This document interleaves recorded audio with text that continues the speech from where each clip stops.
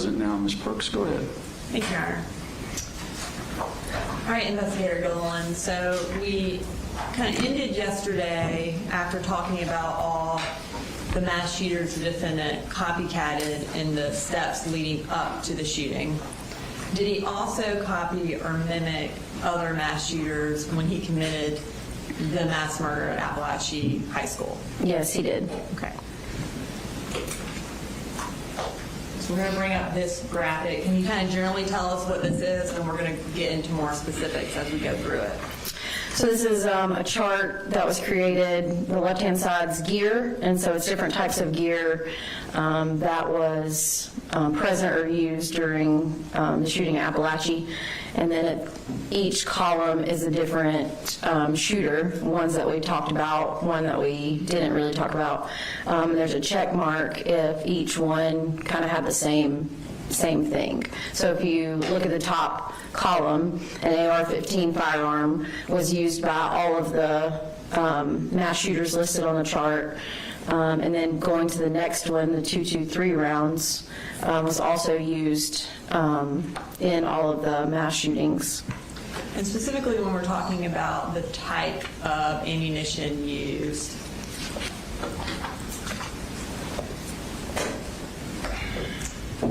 did the defendant specifically reference why he was, I guess, going to use this particular ammo? Yeah, so this slide shows more Discord records from May 20th of 2023.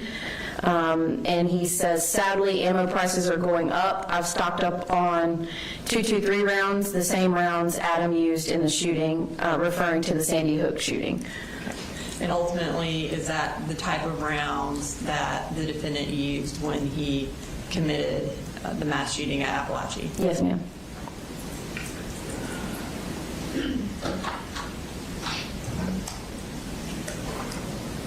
Okay. Going back to the chart, what's the next gear that the defendant used on September 4th?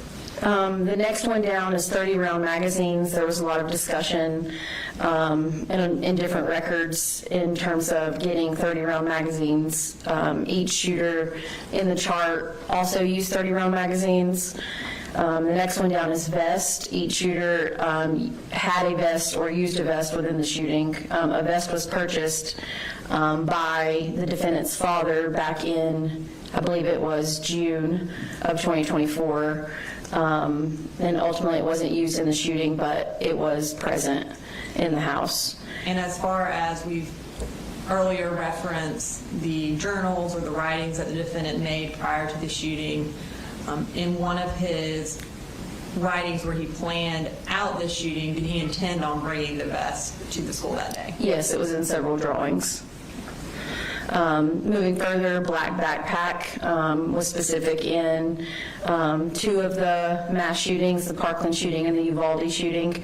A knife also was found in the defendant's backpack at Apalachee and was similar to the Parkland shooter. And then writings that were left during the shootings, after the shootings, was present in all of the shootings. And then gloves at the bottom was specific to the Sandy Hook shooter. So as a whole, it didn't appear that there was any original thought from the defendant when planning the mass shooting. As far as you mentioned the knife that the defendant had in his book bag, did the Parkland shooter also have a knife? Was it present in his book bag as well? It was, yes, ma'am. As far as the writings that were located, did another, I guess, were writings located either at the scene or at the shooter's house after the shooting? Yes, in all these cases? In all of the cases, yes, ma'am. As far as the gloves, this was referenced earlier, but in the defendant's interview, did he give a description of the gloves? He did. And what color did he say the gloves were? In his interview, he said the gloves were purple. And is that a reference to another mass shooter? Yes, Kyle Rittenhouse also had purple gloves. What color were the gloves that he actually used? They were yellow. And finally, what is rim oil? It's a lubrication that you can use to usually clean firearms or use it to protect them from rusting after they've been fired. And did the defendant, was he the only one of these various mass shooters who brought rim oil to the shooting? Yes, that's correct. And can you explain this, based on your review of the records, was there a reason why you brought that? It appeared to be. So in the Google records, there were a lot of Google searches referencing gun jamming drills, what to do if your gun jams. And in a lot of the research that we showed previously yesterday, in a lot of those documents, it talked about a couple of the mass shooters experiencing malfunctions during the mass shootings. And so I believe this was placed in this book bag for a reason. Essentially to ensure that there would be no malfunctions with the firearm? That's correct. Now, prior to the shooting, the day of, did the defendant mimic any other actions of other mass shooters? Yes. And specifically, let's talk about some text messages that he sent. So the Parkland shooter, this is part of the documents that were saved on the defendant's computer and cell phone, showing the Parkland shooter's text message activity on the day of the shooting. So it says, only text to his ex-girlfriend were hello, and it's very important, and she didn't reply during that hour. And then at the bottom, he tells JT, which I believe was his brother, that he has something important, to tell him something important soon. So in the defendant's cell phone records, these are actually text messages to his dad.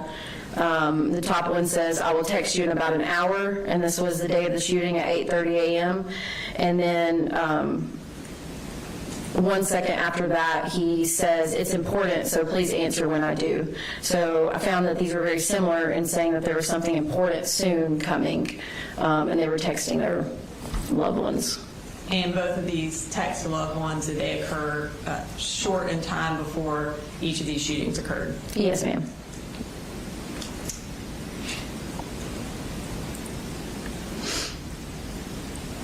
Okay, so now,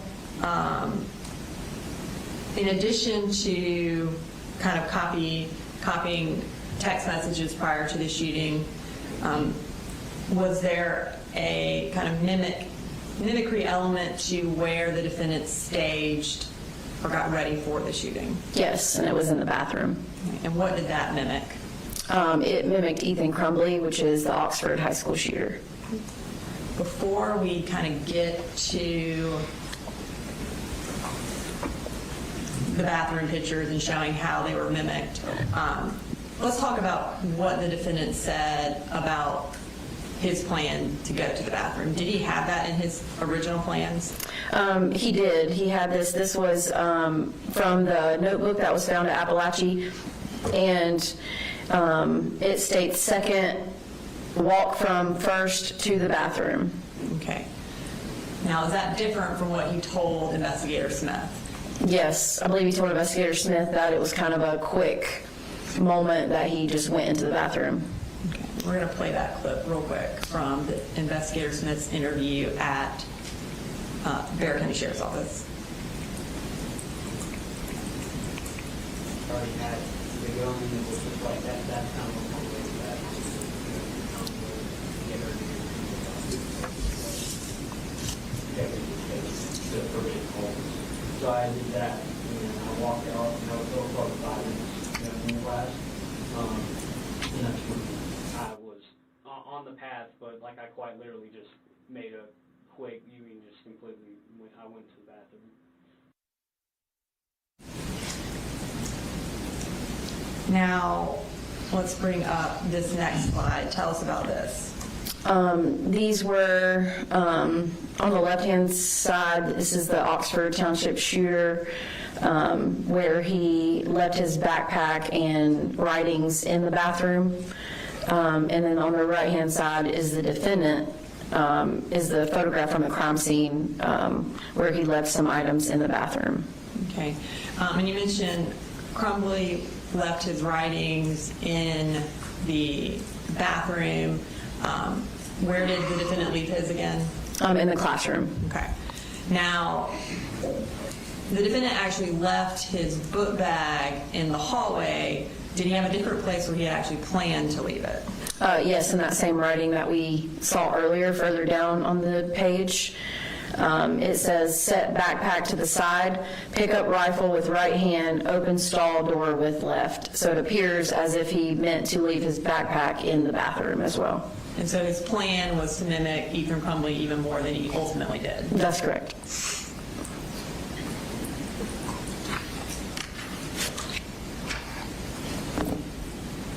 All right.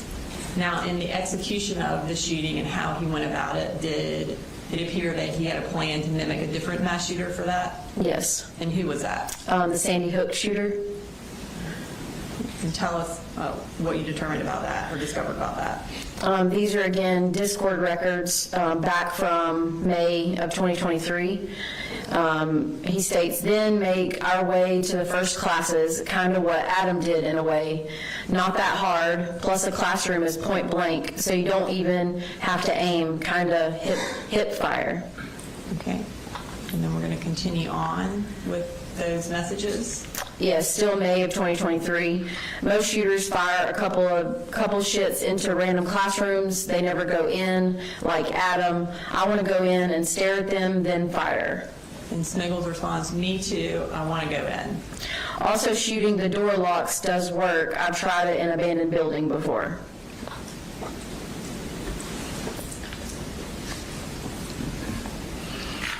Okay. And so now we're going to move to our final category of evidence of intent and motive. And what is that? Motive seeking fame. Okay.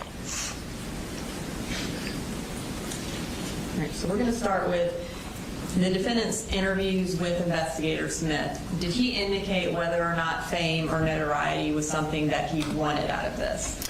In the interview with Investigator Smith, he indicated that he did not. Okay. So we're going to play clips from both the first interview and the second interview at this time. I don't want to traumatize or be known for this stupid shit. Do you think it's because, you mentioned this earlier, about the attention? Do you think it's the attention Not that at keeps the all. voices away? I personally thought that every true crime that I researched, people doing it for notoriety and attention, that was just absolute bullshit, and I thought it was really childlike. So in the interviews, he indicates that this isn't for attention. What motive did he say in the interview was the reason why he did this? In the interview, he said that he did not want the attention or to seek fame. Did he indicate that it was just because voices told him to do it? That's correct. Okay. In your review of the evidence, including the phone extractions as well as the phone calls, what did it appear the motive actually was? To gain some sort of fame or notoriety from it. Okay, so we're going to start with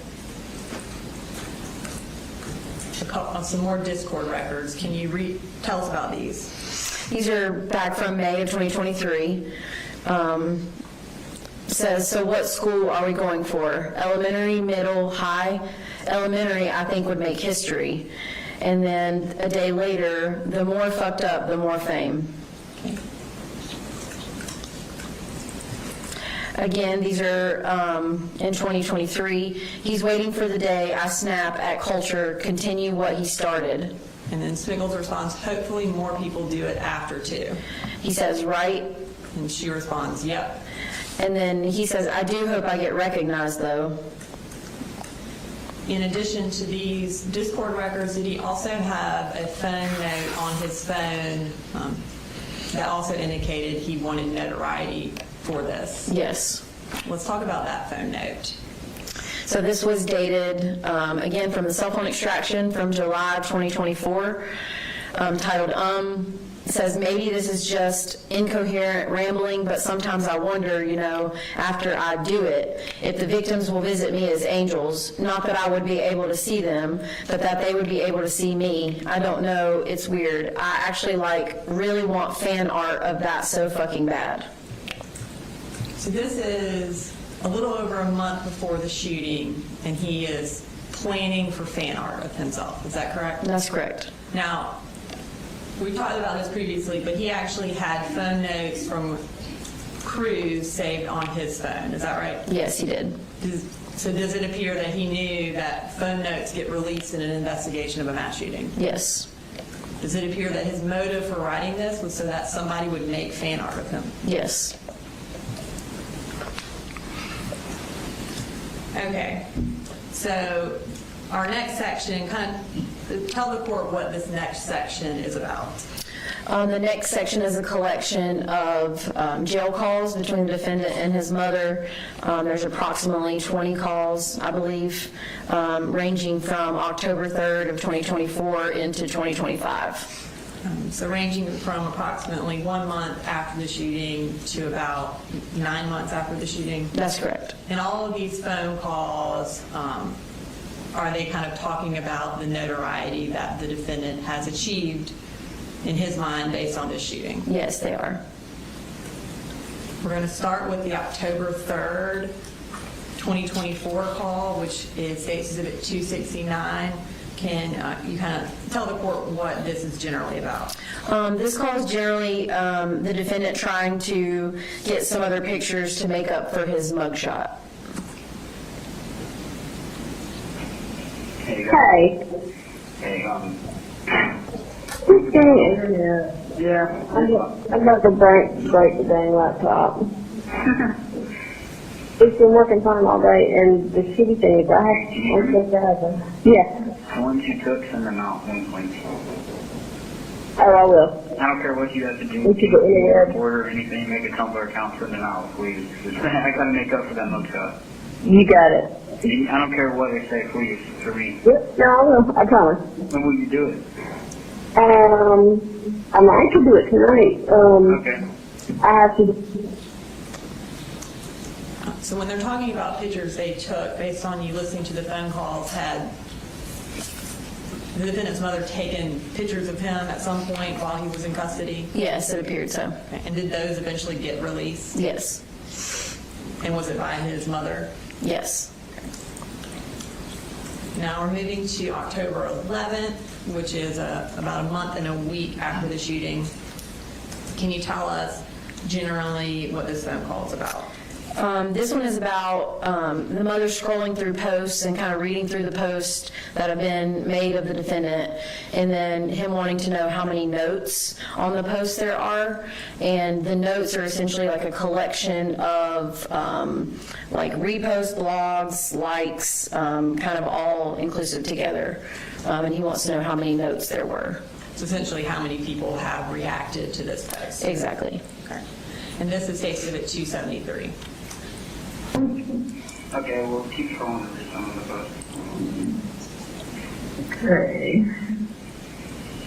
And then the next one, I think the next one was the original one with all the many pictures. Oh no, that's a new one too. There's one on here now.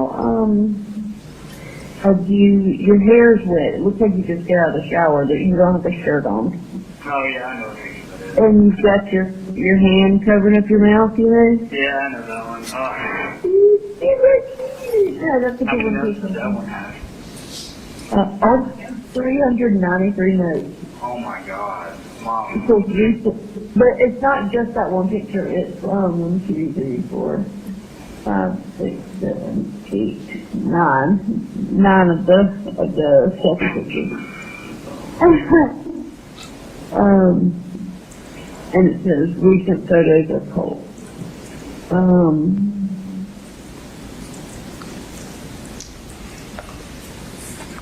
All right, so we're moving to the next day, October 12th of 2024, and this is State's Exhibit 278. Kind of what is this about?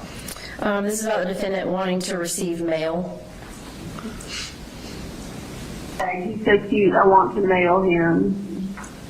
I've seen a lot of people on here talking about, sending you letters and stuff. Yeah. I wish. I don't know if I'm able to approve, like, all of them, but yeah, I'm a minor, so. Yeah. This next one. Okay. And this is now the next day, October 13th, 2024, about a month and a couple weeks after the shooting. This is State Exhibit 282. Can you tell us what this particular phone call is about? I believe this one is about him talking about gaining more popularity than Thomas Crook. And who's Thomas Crook? He was the one who shot and killed a volunteer firefighter during a Trump rally. And can you believe it, Mom? I took over Thomas Crook in popularity. Take that. Well, you should. You better. And wait till I get out some more pictures, whatever pictures you want me to send to post. Okay, I'll call you in 15 minutes. yeah, whenever you call me out, we'll go over some more, because there's some more pictures and post. And then, I love you. Bye. bye. So after he tells his mom, take that to becoming more popular than Thomas Crook, do they also then talk about releasing more photos or sending out more photos of him? Yes, they do. And again, based on your kind of research, what would be the purpose of them sending out photos of the defendant? In terms of just gaining some sort of popularity. And that would be within the TCC? Yes. All right, now we're moving to, we're still on October 13th of 2024. This is State Exhibit 281. What is this phone call generally about? They kind of talk about, there's a TCC quiz, which shooter has the most annoying fans, and then ultimately the defendant talks about being compared to being in the big leagues. And by being in the big leagues, like the big leagues of mass shooters? I guess if that's a thing. It's from that same person. It says it's like a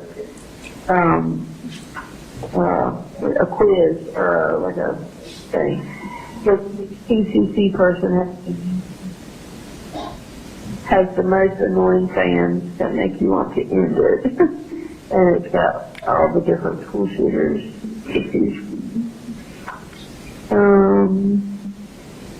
Oh, I can do that one. Probably. You want to hear the choices? Yeah. Eric, Dylan, Adam, Andrew and Randy, Elliot, Artyom, Nikita. Yeah. Oh, yeah. Definitely Academy Maniacs. Those two books. Really? They're so cringe. Yeah, their fans are so cringe. Russell Who Weirdos who killed like an old guy. is Brenton? Brenton Tarrant, yeah, he's the Muslim guy. I remember that killed 51. Dylan, Joe, and Colt. Why am I on there? Why?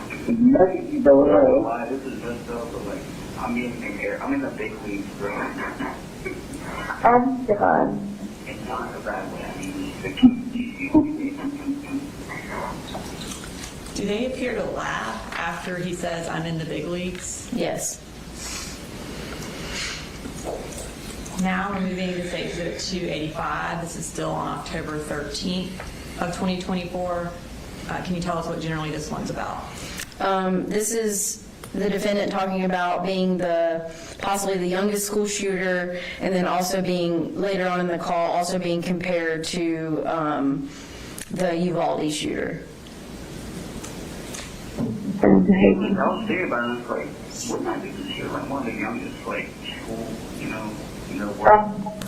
Yeah, you are. And I think so, like, because Ethan probably was, at the time, the youngest, if you were 15. Yeah, I've seen that several times in the news, yeah. Like that. I can't remember if they said you were the youngest or just one of the youngest. I'd have to Google it to make sure.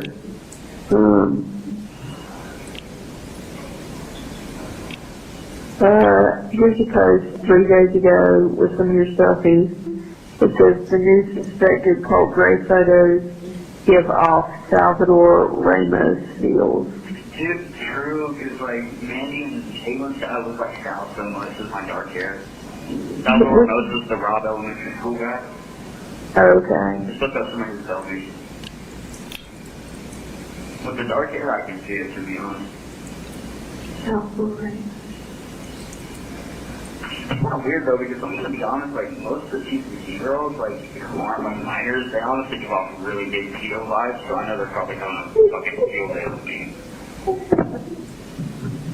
It's messed up, but it's like, fuck. You have 1 minute remaining. That little regular fluid does look like you a lot. That's crazy. All right, so now we're moving to the next day, October 14th. This is State's Exhibit 286, and what generally is this about? This one is generally about the defendant asking if his mother has made a shrine of him yet, and about getting copies of photos and bringing them and printing them out. No, I want to get the FaceTime. You can show me the art and stuff. Heck yeah, because then I can show you all the pictures. Oh my God. I've got so many new pictures that I can That's show all you. your gallery is. But yeah, pretty much from the last like couple weeks. I want to print them all out on paper, so I'm gonna. I'll try to do that for But no, you Thursday. don't have to do that. When I get a FaceTime, I can just do them. It's fine. Okay. You don't want copies of them? Because I can make copies and bring them on Thursday. Yeah, that's fine. Well, I'm gonna print some out just for myself. Oh, okay. That's fine. That's the background on my phone right now is the picture of you as a fox. I haven't seen that. Oh, the furry one? Yeah, the little fox furry. Have you made a shrine yet? She's got a freaking cute to me. Have you made a shrine? You what? Have you made a shrine for me yet? No, I started trying to print them out the other day on the new printer, and they're out of like colored ink, so like, of course. So I'll probably just go to Walmart and print them out, put them on a junk drive or something, print them out. And then I would make my quilty shrine Okay. for all. All right, this is October 16th of 2024, State's Exhibit 287. Can you tell the court generally what this is about? This is about his obsession with the Sandy Hook shooter. I guess maybe your name is hashtag. Oh, here's another cute one. Okay, so here is another drawing. Somebody said, "Can you draw Colt Gray eating a burger?" And so, so I drew kind of like a little cartoon character, kind of anime looking, but a little more realistic. And you're just eating a hamburger, and you have like a little salt bubble coming out from the side of your head, and it's got a picture of Adam Lanza with his gun. I wonder if they found that on my Adam obsession.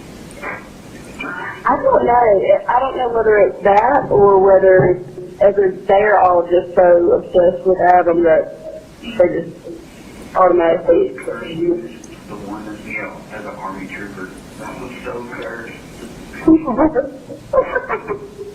Okay, I copied that. Let me see if there's any comments on that one. Oh my God, there's 132 notes on this one. Which one? 132. So when they were eating the burger and thinking about Lanza. Okay, there's only one comment to the picture. It says, "He would probably laugh at this. This is glorious."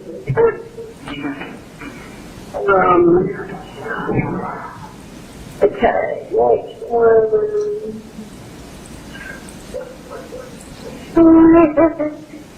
Oh my God, okay, the next one's kind of cool. It says,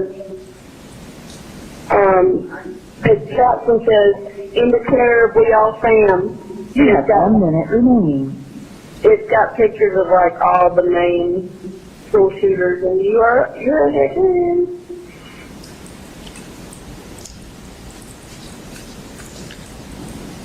Okay, we're moving to the end of October 27th of 2024. close to 2 months after the school shooting. And this is State Exhibit 294. Can you tell us about this call? This call is when they're talking about school shooters and ice cream flavors. Okay, then another person posted yesterday, they posted a big picture of a bunch of different school shooters, and then beside them they have what flavor Ben & Jerry's ice cream they are. And they actually have you and Nick together on the same little picture. No way. And yeah, That, please. you already did. You got caramel almond brittle, and he got cannoli. So, like, what do you mean when you think you're together? What does that mean? I do what? What do you mean when you think you're together? Like, what is the picture? Well, it's like the picture has your selfie, and then below it, it has like a picture of him in court, and then out the side to the right, there's your ice cream. So like each little picture that the person has posted has two different people on each one, and you and Nick just happen to be together on yours.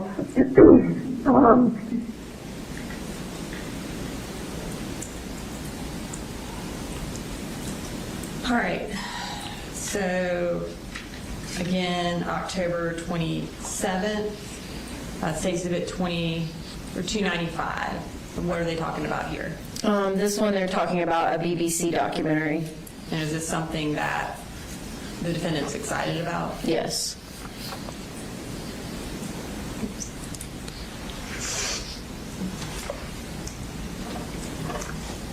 Oh yeah, did you look on the BBC thing? Did it look official? Oh yeah, oh no, it's totally official. Is this like a full-on documentary you're talking about? Yeah, hang on, I had it sitting right in the window. Because that would be crazy. Hang on.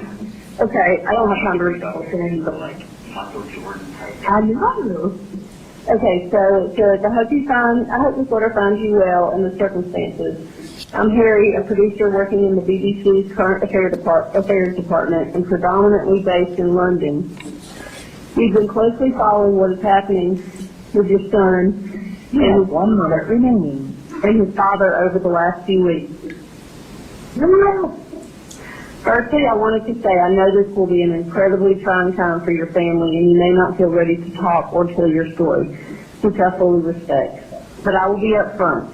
Due to the extraordinary nature of what happened and the charges pressed against Colt and Colin, we want to produce a film examining this case. Therefore, we wanted to invite you to share your story with us.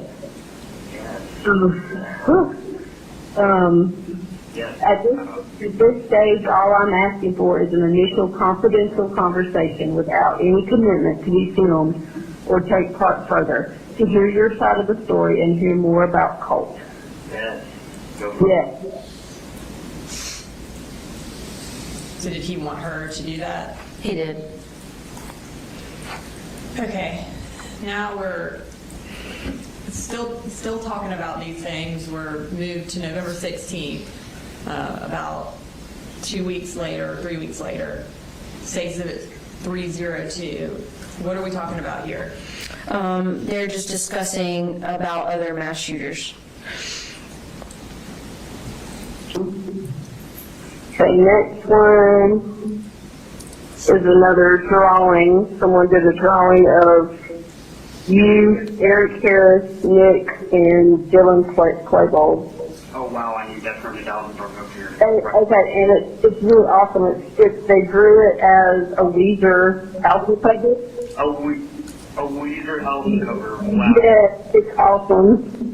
That is It's like funny a blue back thing. because I can see them as, I'm pretty much the only reason Nick is kind of circulated is because he's always paired with me. You know, Eric Harris and Dylan Claybold were like, friends and stuff when they did it. That's funny. Okay, we're still on November 16th. State Exhibit 303. What are they talking about here? This is when the defendant is asking to post photos from their FaceTime visits. And again, it's posting photos like on the TCC or to get to the TCC. Yes. Tell Mandy to get the info out there that I'm kind of, that I feel like people can relate me to James a lot. Okay. And, Yep. yeah. Yep, I'll tell her, I'll see her. From the FaceTime. From what? The FaceTime. Okay.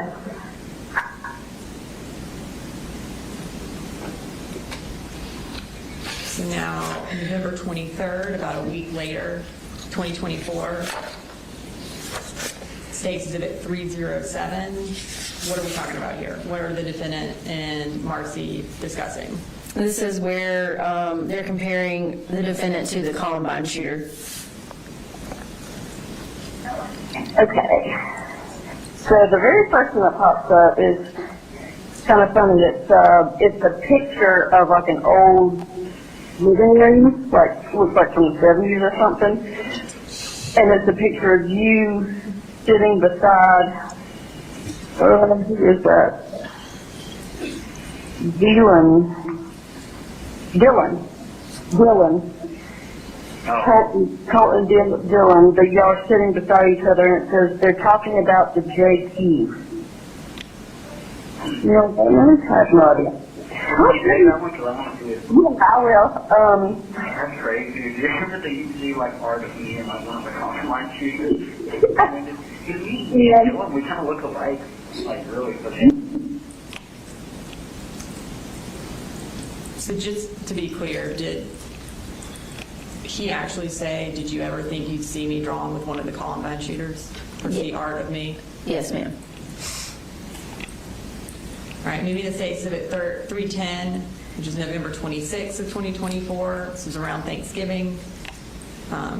What's this call about?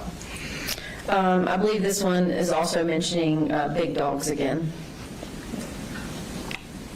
The first one is, looks like just like a pistol sketch of different school shooters. You're on there, Adam, Dylan. compared to the big dogs. Yeah. It looks, almost just looks like freehand sketching somebody did. All right, now we're moving to State Exhibit 314, which is November 28th. Tell us what they're generally talking about here. More about posting pictures. Okay. And are they specifically talking about, in this one, the defendant wanting Marcy Gray to search on a particular area for him? Yes. Is that the Reddit mass killer site? Yes. Okay, you want me to search for what? Go to r/mass killers. Or, Just actually type r/mass killers. So say that one more time. don't actually say r/and search stuff. And then the stuff will pull up. Okay. You see it?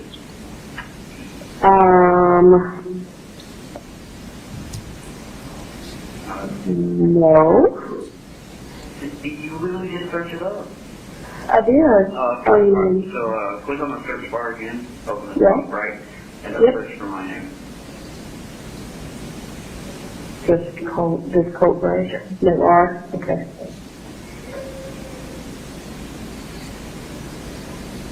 Okay. That's all. Yes, and that's where it'll be good. Okay, you want to just read off a couple? There's one that's just r/Colt Gray. There's one, the next one is r/insane people Facebook. No, go to r/mass killers and search it up. Because when you're a sub, if you're on the sub page, you're searching up stuff in the sub. Yeah, but I'm telling you, it didn't, when I typed in our message, it didn't pull you It's in. going to pop up r/mass killers with 185,000 members in the subreddit. Okay, spell it. Massillers. S-K-I-L-L-E-R-S. Okay, wait, that's different. I was trying to do Killers with no space. Yeah, you're dyslexic. Massillers. I thought you were saying maculars. Killer. God. That's not my fault. You're speaking clearly. Oh, yeah, you can hear something randomly going to tell you just heard about mass killer. Okay, there's no, Are you on the front page? I'm on the list of posts. Alright, so what's the search bar again up there? Mhm. And it's decided to say r/mass killers. Say that again. Okay, Say r/mass killers in the search bar.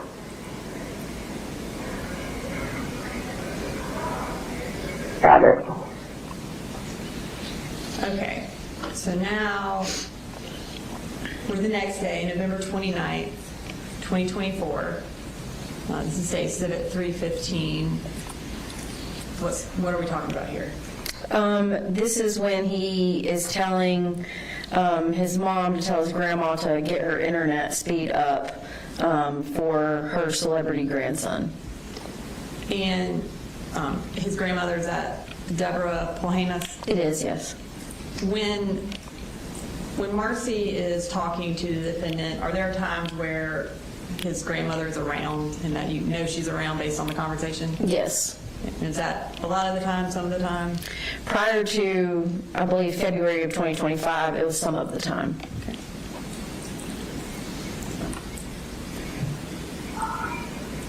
Okay. Children.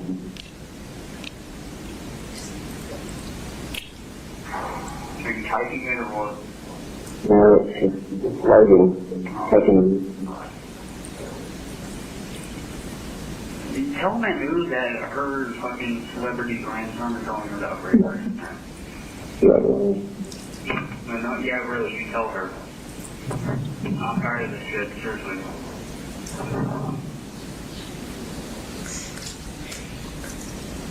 All right, so now we've moved a couple of months. We're in January 27th of 2025.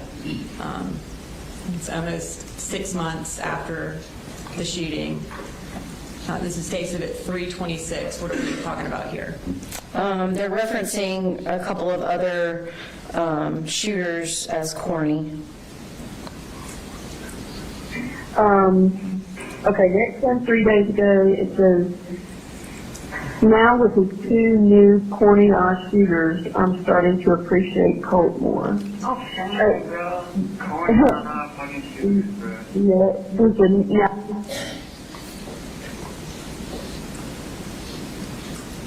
now, This is February 15th, of 2025. This is state exhibit 328. What happens in this phone call?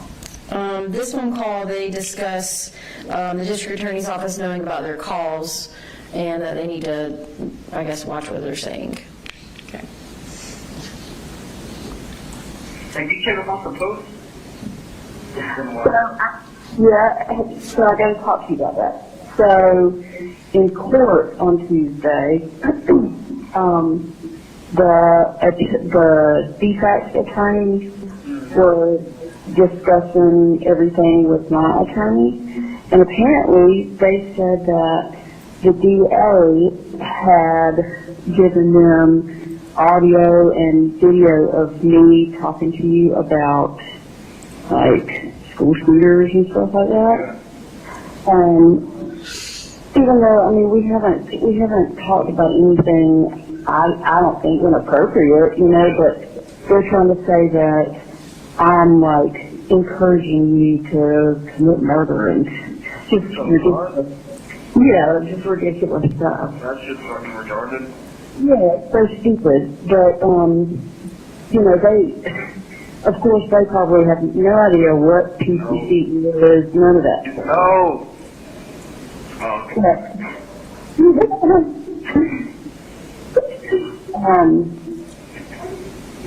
So anyway, Regardless, we're going to what am I saying? Tell me about you give me a sugar pie, a hard candy with a Nazi symbol on the back, right?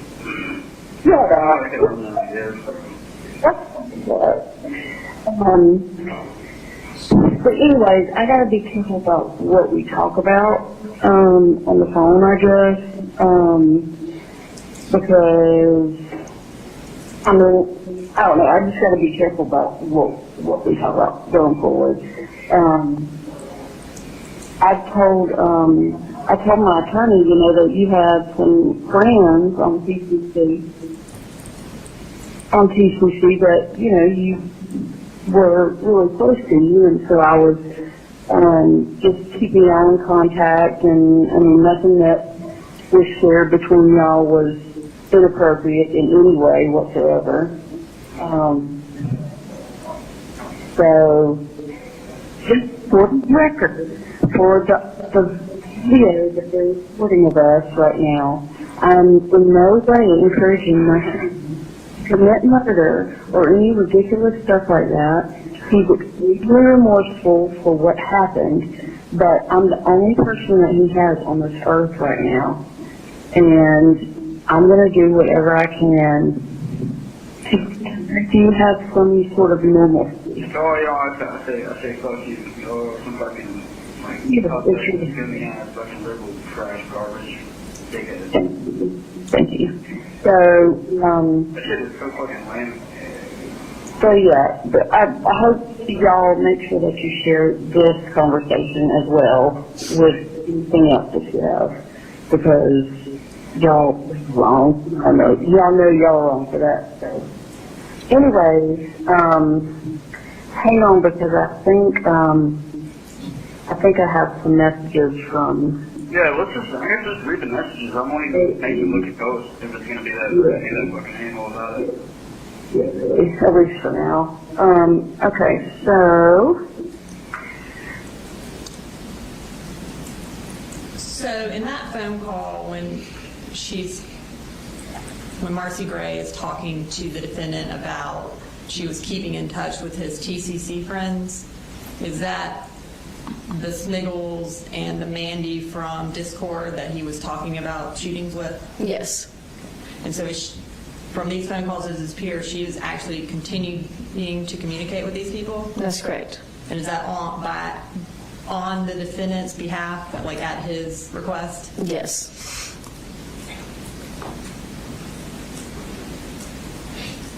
Okay.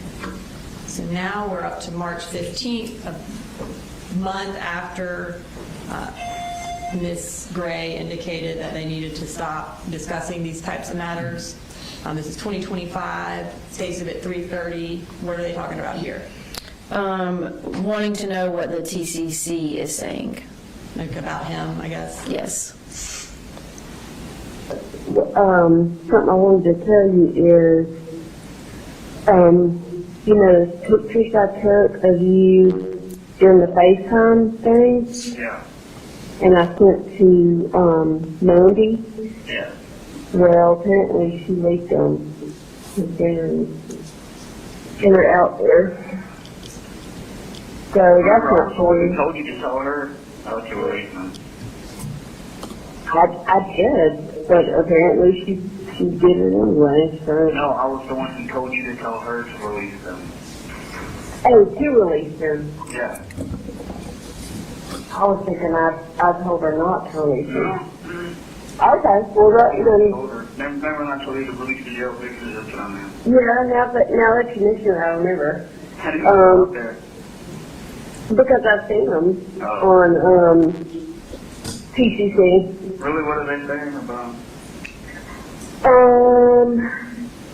They really haven't said anything specific about those pictures. It's like people have just started,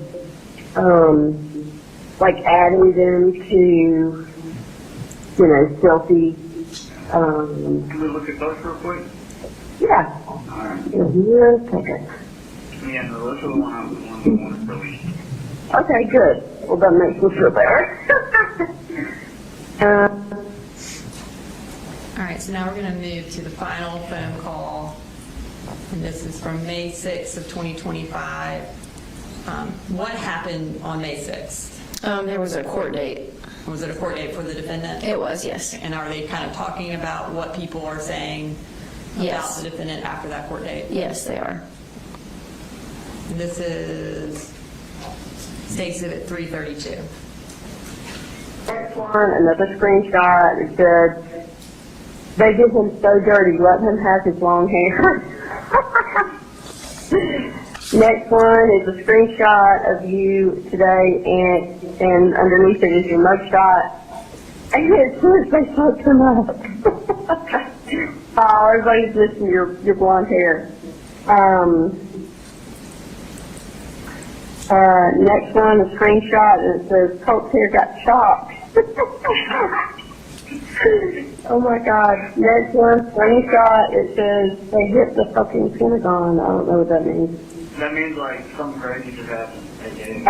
Oh. Okay, next one says, next one, more screenshots from today, and underneath it in caps it says, his hair, but he looks so good still. Next one, two screenshots of you today, and it says, tears in my eyes. Oh. Maybe it's my long hair, huh? Maybe. Ooh, the next one is really cool. It's catching drawings of you with your long hair. It says Colt Gray I drew a while back. Hope you like it. Oh, yeah. These are really cool. Can you still Mandy that I'm going to grow my hair back out? I don't have to worry. Absolutely. Tell her that and tell everybody that I'm going to grow it back out. Okay. Okay. Yeah. I'll let her tell everybody. So at the end of that, is he giving Marcy instructions on getting more information out to the TCC about himself? Yes, absolutely. Okay.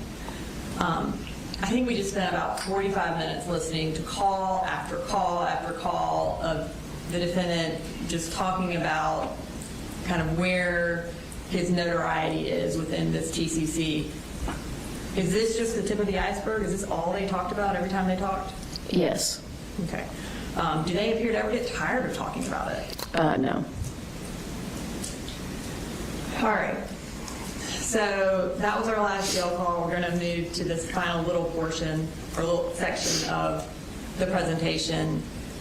In addition to all these jail calls and Discord records and phone notes where he's talking about being famous because of this, what other evidence was there of this motive of seeking fame and committing this mass shooting? There were a couple of memes that I added to the presentation. Okay.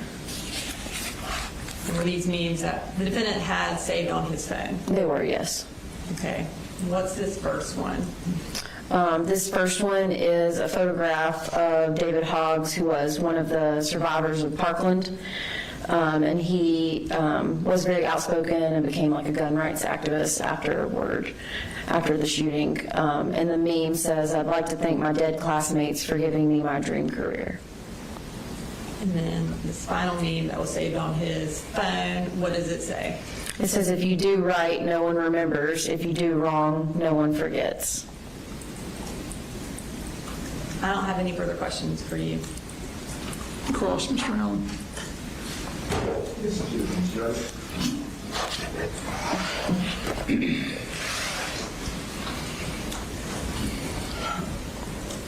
Colt, during this time, 23 through 24, was 13 and 14 years old, right? That's correct, yes, sir.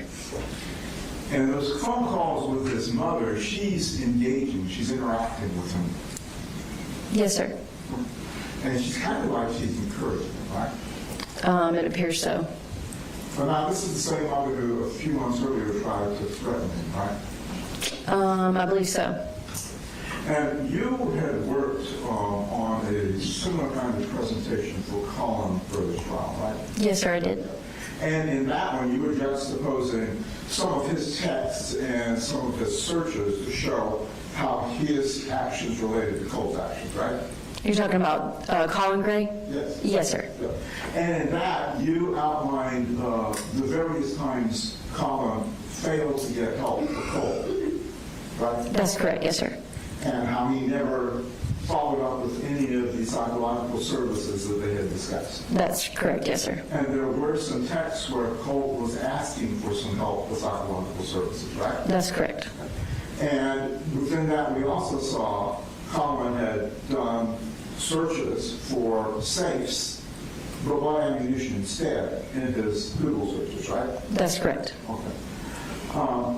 So now we've got conversations with Colt, with his mother, and they're actually interacting positively, even though it's a perverse thought, right? I think that's questionable, but if you say positively. They're laughing, they're not fighting with each other, they're on the same page throughout these conversations. They're not fighting, that's correct. And she's not threatening him. That's correct.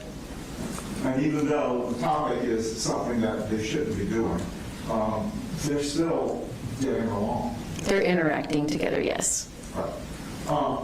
And she was not the only person that called him during that time, was she? No, he spoke with his grandmother as well. Okay. And did he also speak with an aunt? I believe a few times, yes. Yeah.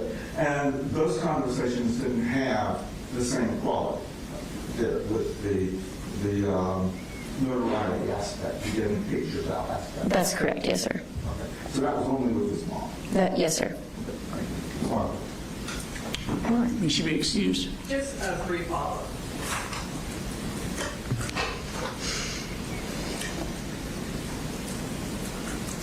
Mr. Allen characterized their interactions between the defendant and Marcy as her encouraging this behavior. Would you also characterize it as it's actually the defendant who is directing Marcy on what to look up and what to find? Yes, it appeared that he was asking her to do those things. And is this the topic that the defendant introduced into the conversations? Yes, it is. And he's the one who wanted to talk about it? Yes, ma'am. Thank you. Nothing further. Anything else, Mr. Allen? No, Your Honor. All right, thank you. You can come down.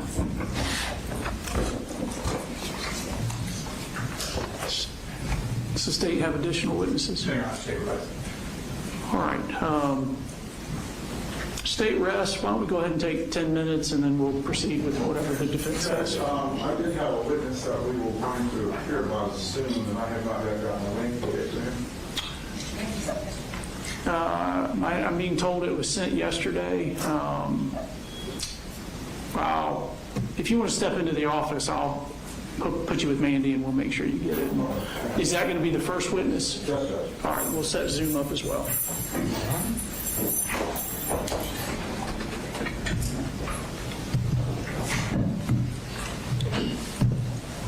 Could it be better here or there for the microphone? With the state's witness, they did it at the table, but honestly, wherever the witness can hear you best, I'm fine with. I'll try over here first.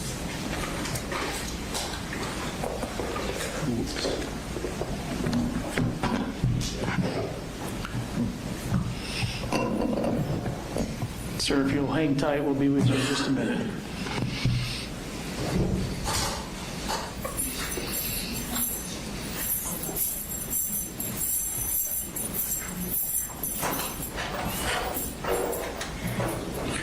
All right, for the record, we're all present. Mr. Allen, you can call your first witness. This time, Judge, I would like to call Stephen Baker. All right, so Mr. Baker, you're appearing by Zoom. Are you able to hear and see us okay? Yes, Your Honor. And are you able to hear me? I can hear you, yes. Thank you. Would you please raise your right hand? Do you solemnly swear or affirm the testimony you're about to give today will be the truth, the whole truth, and nothing but the truth? I do. Would you please lower your hand and introduce yourself to the court? My name is Stephen Baker. I work at the Department of Juvenile Justice as a detention counselor. And are you familiar with Colt Gray? I am. How are you familiar with him? Well, I was his case manager in the facility and primary detention counselor for about a year and a half. Okay. Mr. Baker, let me get you to try and speak up a little bit or increase the volume on your mic. I think I've done all I can on. I'll move it closer and see if this help? Helped a little bit, thank you. Yes, and during that time, did you have a lot of occasion to interact with Colt? I did. Okay. Did you have like meetings once a week? How did that work out? I had meetings at least once a week, most of the time, several times a week, 2 to 3 times a week. And it's a small place, so I would see him every day. And as his counselor, what kinds of things would you discuss and work on with him? Well, I'm not a mental health counselor, so primarily we would go into programming and how he's doing in the facility and talk about social skills, life skills, things like that. What kinds of programming was he involved with there? Well, we had him enrolled in our skill training group, which talks about pro-social skills group. So we did that first, and he completed that. He also completed a pre-up class, which is the Prison Rape Elimination Act, federal law. So we have to do a class on that for every youth that comes into the facility. So he completed that. And then he moved on to advanced skill training, and then he completed that program. And he did Many Merging Two Worlds, which talks about getting jobs and prepares them for life outside the facility. We were trying to get him through all the programs we had. Because the length of time he was there. So he completed that. And then after that, he would volunteer for advanced skill training, even though he'd already graduated. And did he go into those programs cooperatively? Did he work with you folks on? Yes, he was very cooperative. Okay. Would you say during the time that he was there, he continued to advance in his programs? In the programming group, yes, he did. Okay. How was he behaviorally with the other folks in the facility? He got along well with most of the people in the facility. Some he got along better with than others, but he was behaviorally pretty good. Did you have any occasion to know whether or not he was involved with psychiatric services there? Yes. Okay. But you were not his psychologist or a psychiatrist of any fashion, right? Correct. Okay. So do you know whether he was compliant with his appointments when they set them up? Yes. To my knowledge, he was compliant. Now, at the beginning when he first came in, to your knowledge, was he on any kind of medication? Not to my knowledge when he first came in, other than I believe his mother had given him something that wasn't prescribed. But other than that, when he came into the facility, I don't know of any medications. Okay. And were you aware whether or not during his time there that they prescribed him medications? They did. Okay. Did he confide in you as to whether or not he was compliant with taking them? He would talk to me about it occasionally. I believe he talked more to the mental health counselor about that with the psychiatrist. But he did tell me that they were going to put him on medication, and then after he was on them, I would ask him, how are you feeling? And he would tell me how he was feeling, and that sort of a thing. He was basically compliant with the medications. Sometimes he would refuse to take them, but then he would start taking them again. Did you notice any changes in his behavior from the time he was not taking them till the period that he was? Well, he seemed to have a lot of anxiety, and when he started taking them, he seemed to calm down. But it would ebb and flow. And can you describe what kinds of behaviors you're interpreting as anxiety? Certainly. He would come in the office and just talk about things that were bothering him, and nervous, anxious feelings he was having. And that's what I would interpret as anxiety. He had social anxiety. He would sometimes get where he didn't want to come out and participate in programming. He would come and see me, and he would see the mental health counselor, but other programming he just wouldn't want to get out and participate in. And during the time that he was going to the mental health counselor, was it your observations that he went on a regular basis or not? Yes, he went on a regular basis. Okay. And he's no longer in your facility, is that correct? That is correct. Do you know the reason that he was transferred to a different facility? I don't know all the reasons. I do know that one of the reasons is because we had lost our mental health counselor, our full-time mental health counselor, maybe a couple of months before, and it was really felt that he needed a mental health counselor, someone that was full-time, because he would come see me, but I'm not a mental health counselor. So I know that part of the idea was to move him somewhere where he could get more intensive mental health help. While he was at your facility, did you notice or observe any kind of aggressive behaviors that he would initiate on someone else there? No, not that he would initiate. He did sometimes become angry, but it was very rarely, from my observation. And at the times he became angry, was he able to manage that, or did you need to call somebody from the mental health facility to help him? He was generally able to manage it.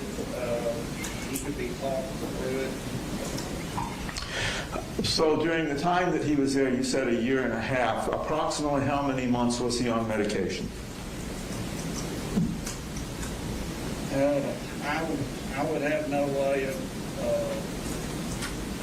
answering that. I know it was for at least 6 months, but other than that, I couldn't tell you. It could have been for a year, but I know it was at least 6 months. So would it be fair to say that there were several months at the beginning that he was not on medication? Yes. Okay. And when he was transferred, did you have any interaction with the corresponding counselor of the new facility?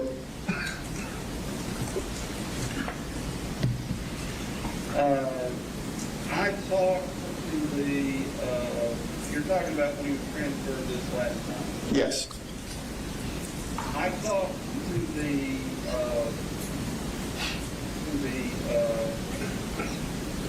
I can't recall the title, but it's not my counterpart, but it's like the person who's in charge of programming, and I talked to them and had interaction with them. Yes. And did they indicate he was settling well in his new facility? Yes, they did. Okay. Do you have any concerns that he would not be continuing to do well in his new facility based on your experience with him? No. Okay. Thank you. That's all I have, Judge. Cross. Thank you, Your Honor. Mr. Baker, can you hear me? I can. My name is Brad Smith. I'm with the District Attorney's Office. Thank you for being with us today. When you said you were Colt's counselor, do you have a time frame of when you first met him and where he was his counselor? Yes, I believe it was around April the 9th of 2024 when I first met him. Hold on. So he didn't go in until September of 2024. Okay. Then my time is off. Do you think it was April of 25? No, because I don't know the day that he was initially locked up, but he came to us several days after that, so Okay. It would have been early on. Okay, so you were in his original, where he went to originally after the incident. No, I was without going into detail, I was in the facility he went to after he went to the original place after the incident. Okay. And you think that was around April? Well, obviously, I'm incorrect about the date, if that's not when it was. I'm trying to do it from memory. I know Oh, that's fine. I'm just curious, because I know he moved around, and we're trying not to, for the judges, we're trying not to name places where he is. I know he moved around from different facilities. I'm just trying to pinpoint what time frame you were involved with this. I know that it was fairly early on after the incident that he came to us. Okay. Did you know why he was in there? Do you know what he did that caused him to be confined? I did. Okay. And have you seen, I know you're on Zoom now, have you seen the state's presentation of evidence over the last 2 days? I have seen some of it. I've read reports and I've also watched some of it. Okay. So are you aware of the evidence we presented about communications Colt had when he was in jail after the incident? I am. Okay. Are the rules based on communications in and out, are they basically the same for each facility? They are. Okay. And would those communications, are there certain rules about them and protocols about what would be appropriate communications in and out towards the children that were in your care? Yes. And what would those rules be in general? I know you don't have it in front of you, but just in general, your knowledge of that. Well, we have policy and rules on that. I mean, in general, everything the kids say, is recorded. So in general, they are cautioned not to say things that would be inappropriate or that would, just things that would be inappropriate. They're cautioned not to talk about their crimes and that sort of thing. Do you limit who they're allowed to talk to? Yes. And who is that? Go ahead, I'm sorry. I'm sorry, they can only talk to people on their approved contact list. And would fans of school shooters be people that he would be allowed to communicate with? Absolutely not. Okay. And so if he were to be finding ways to get messages to those people, that would be skirting your rules, wouldn't they? It would be. Okay. Do they have certain rules about what is allowed physically to be brought in to the facilities? Yes. Okay. And is he allowed to have personal effects in his cell? Or cell's probably a bad word, room he stays in? He's allowed to have some items, not a lot, but they can have a few photos and a few other items, but basically what they have is what we give them, not personal things. Okay. And these photos he is allowed to have, are they allowed to bring in offensive or violent content photos? Absolutely not. And do y'all generally screen for those things?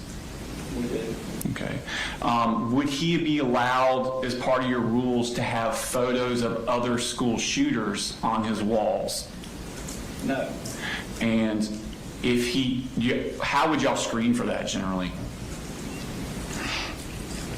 Well, if photos are brought in, they are checked by someone in security, different people that would check, that they will be sorted through and checked, and then there are room checks that go on where they will go in the room and check to see if contraband is in the room. Okay. So, And that's the way. if a person in your facility was trying to get around that and pick particular photos that wouldn't be as noticeable, would that be trying to skirt the rules? It would be. Okay. Were you aware of the phone calls where he had with his mother where he talked about having pictures of school shooters on his wall? I was not aware of them until after they had happened, and he was no longer allowed to talk to his mother. Okay. So at some point, y'all cut off the communication with his mother? That is correct. Okay. That's all the questions I have. Thank you so much, Mr. Baker. Mr. Allen, do you have any redirect? Yes, Judge. Go ahead. Was his room screened and searched every day, or at least on a regular basis? Mr. Allen, I'm having trouble hearing you. Sorry, I turned off the microphone. Was his room screened or searched or swept on a regular basis? Security does a check. I'm not sure.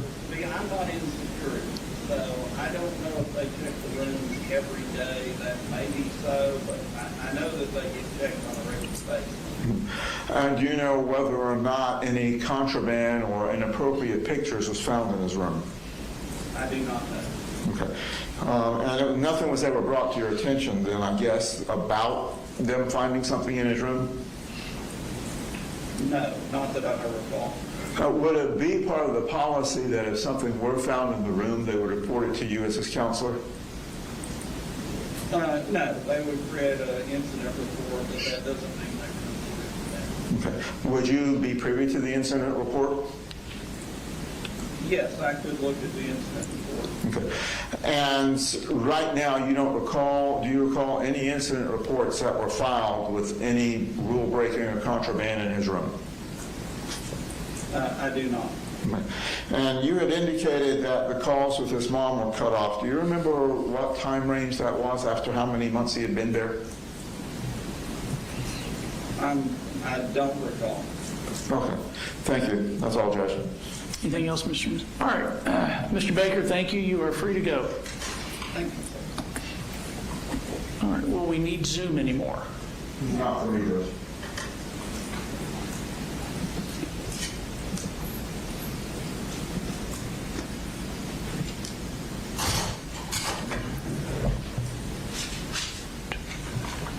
All right. You can call your next witness.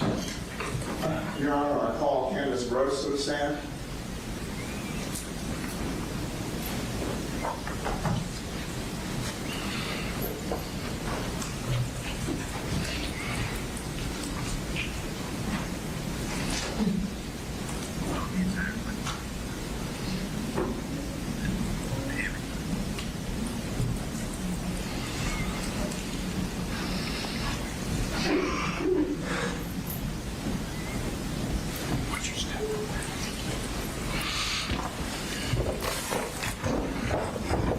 Stand and raise your right hand.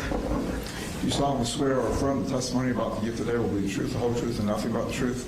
I do. Please lower your hand, be seated, and introduce yourself to the court.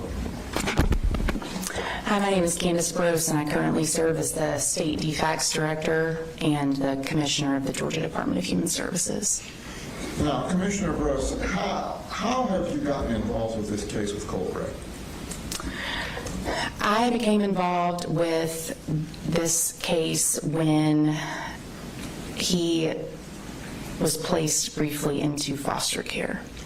And do you remember approximately what time range that was? He was placed into foster care on October 6, 2025. And as a director of DFACS, is it normally within your purview to deal directly with the children in care? No, I took this particular case for various reasons, but mostly due to the legal complexity of the matter, a companion case that we had, and conflicts at the local offices and state office. Did he also have any siblings in foster care? He does. And how many does he have? He has 2. Are they a brother and sister? They are. Okay. Are they still in foster care? They are. So would it be fair to say there is a pending foster case with the Gray family? Yes. Okay. Does that, the dependency case, does that cover both Marcy Gray and Colin Gray? It does. Okay. And what were the basic allegations that brought Colt to your attention? Colt was placed into emergency custody by a juvenile court judge in Barrow, and the concern was that his mother was violating a court order with ongoing contact by making decisions for him while in juvenile detention. And the child who is in the custody of DJJ, what's the complexity with regard to who the actual legal custodian is? So for that particular case, technically, my understanding was that custody was removed from the Barrow County Sheriff, but he had been detained in a juvenile detention facility, although his parents still retained their rights. So that was a big legal complexity that we had to navigate. And at that time, why was the father not able to maintain custodianship? Another court order that he could have no contact. Okay. And was he also incarcerated? Yes. Okay. And at the time Colt came into care on October 6th, was his mother incarcerated? I don't believe so. Okay.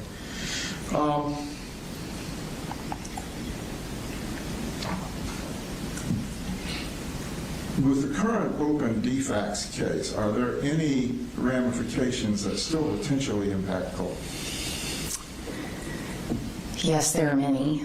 Okay. And without belaboring the point too much, can we kind of get to what are the main concerns that you and the department have regarding the Gray family, both with Colt and his brother and sister? His parents, their parents had extensive history with our agency over several counties over the years, recent years. And we also have that open foster case with his siblings. Over the years, we've had difficulty getting compliance from the parents, but primarily from their mother. And that is a big issue right now in the foster care case. And you said there's extensive history. Does that history mean that the children were brought into foster care previously? No, they weren't, but we had involvement in that. We had to make safety plans, service referrals, accommodations with what parents could actually provide, caregiving capacity based on the allegations at the time. And in your capacity as director, do you have access to that history and all those files? I do. Okay. What kinds of parenting issues involving Colt, as well as the others, were raised in some of those files? So some of the earliest information we had concerned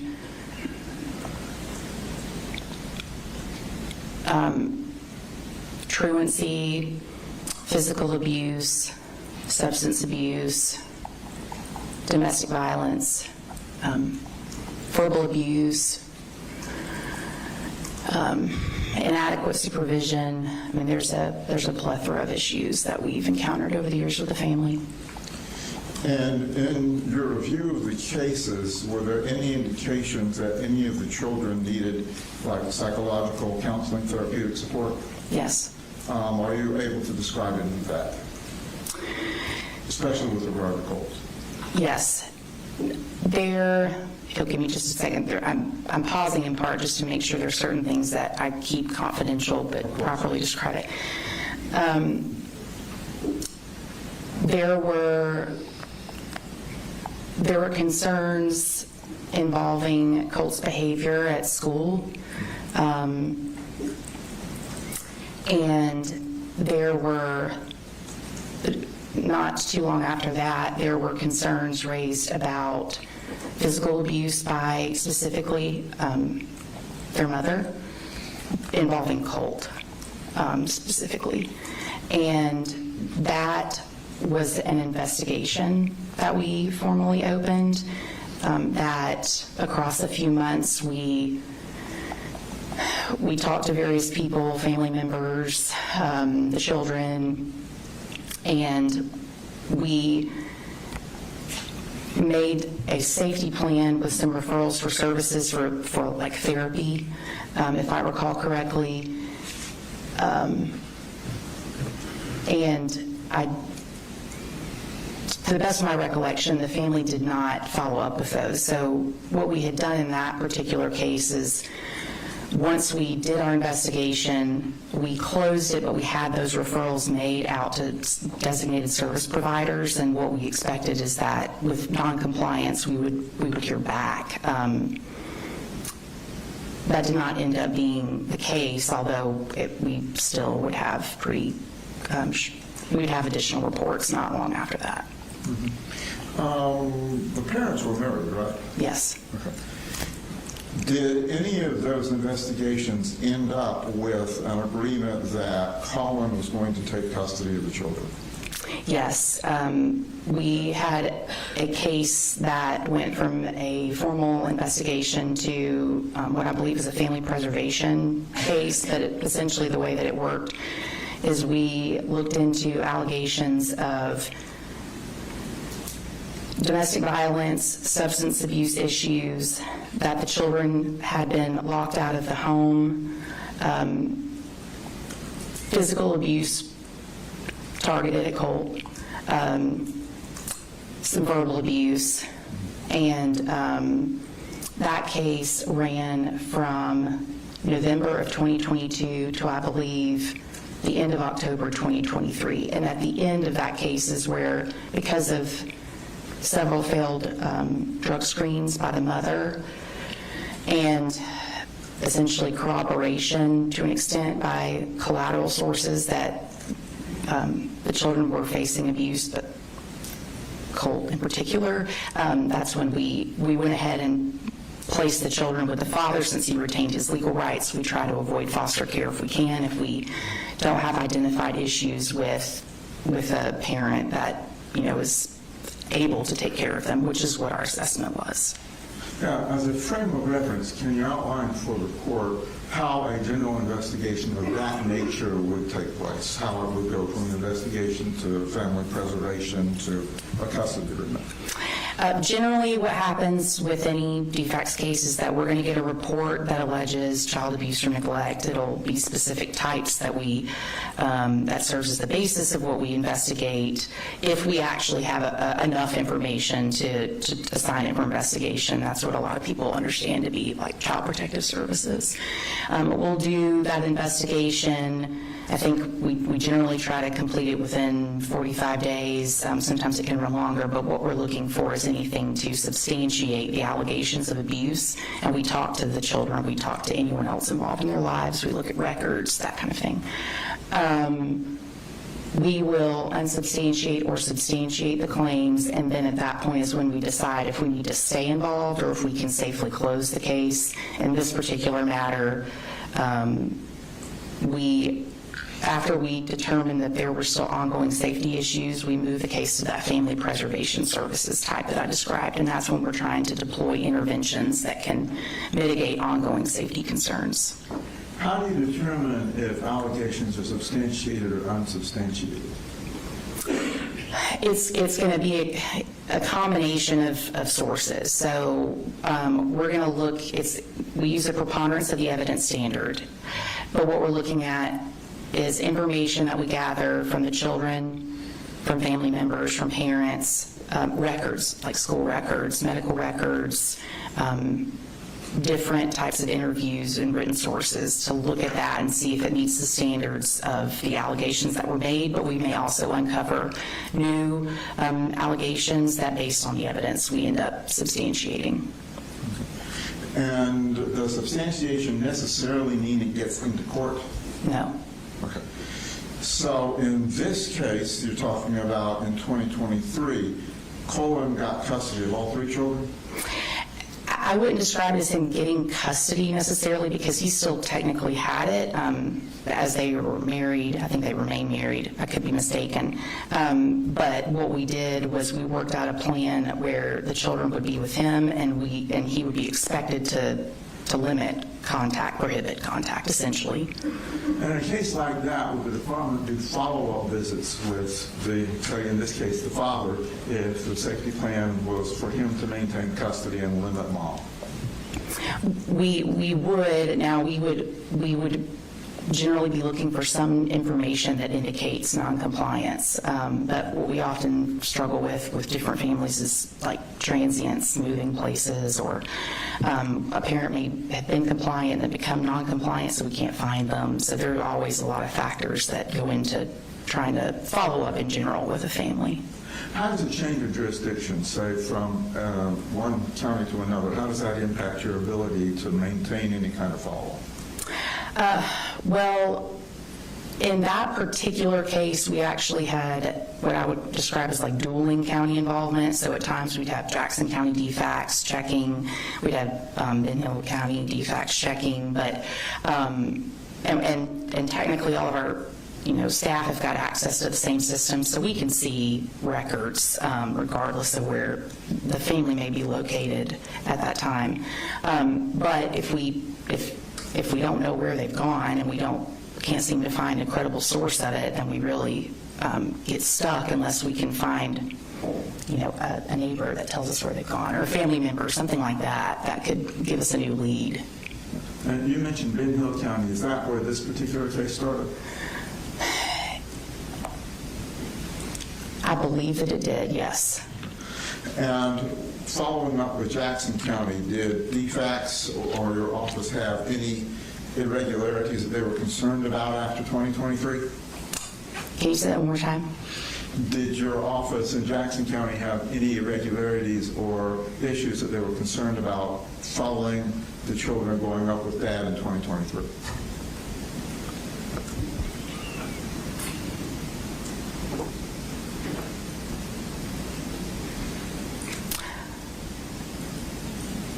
I can't readily recall anything. I think that because we had done pretty extensive work with the family, and we had this understanding that their father would continue to be making caregiving decisions, that's when we felt like it was safe to close the case. We hadn't gotten any reports.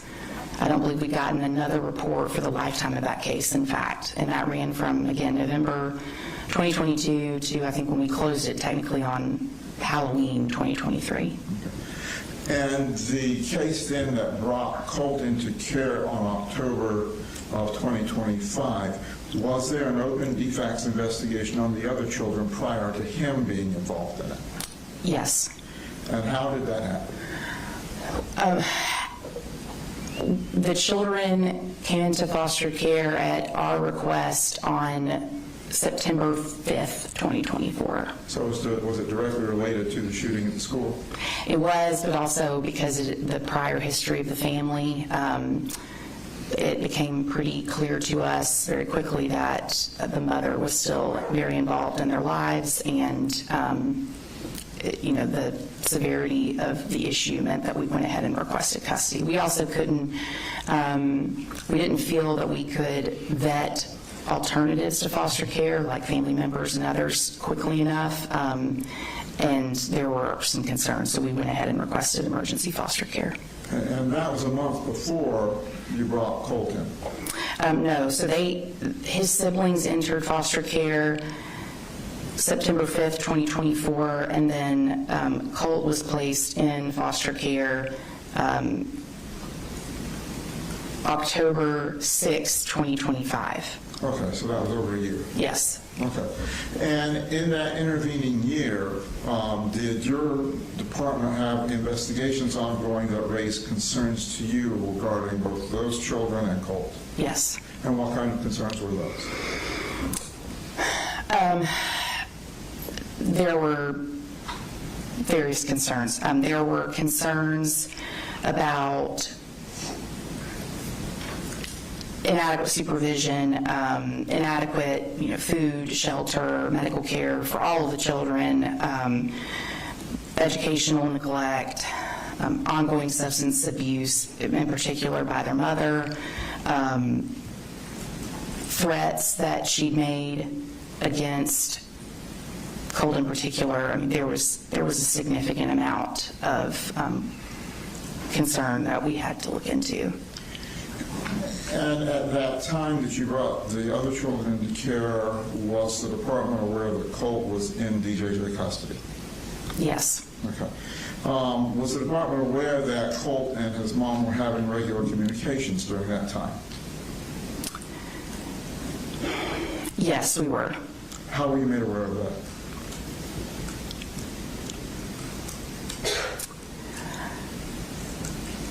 I believe it was a combination of information from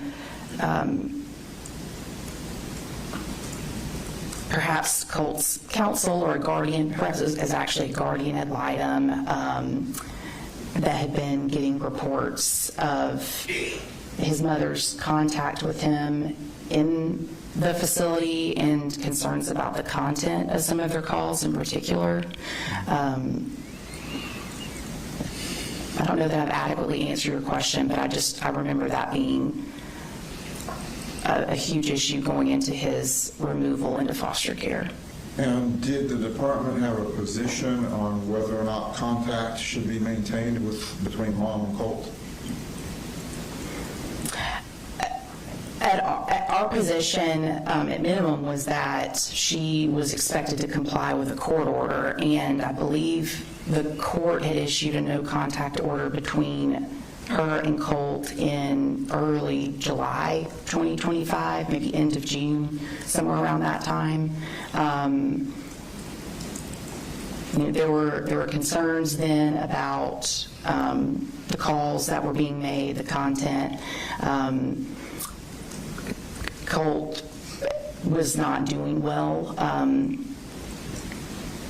and there were concerns about her involvement, pushing him toward an inability to progress in some of his care at the facility.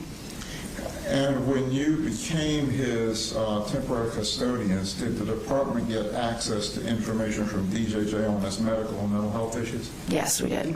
What kinds of mental health challenges did they communicate to you that he was having?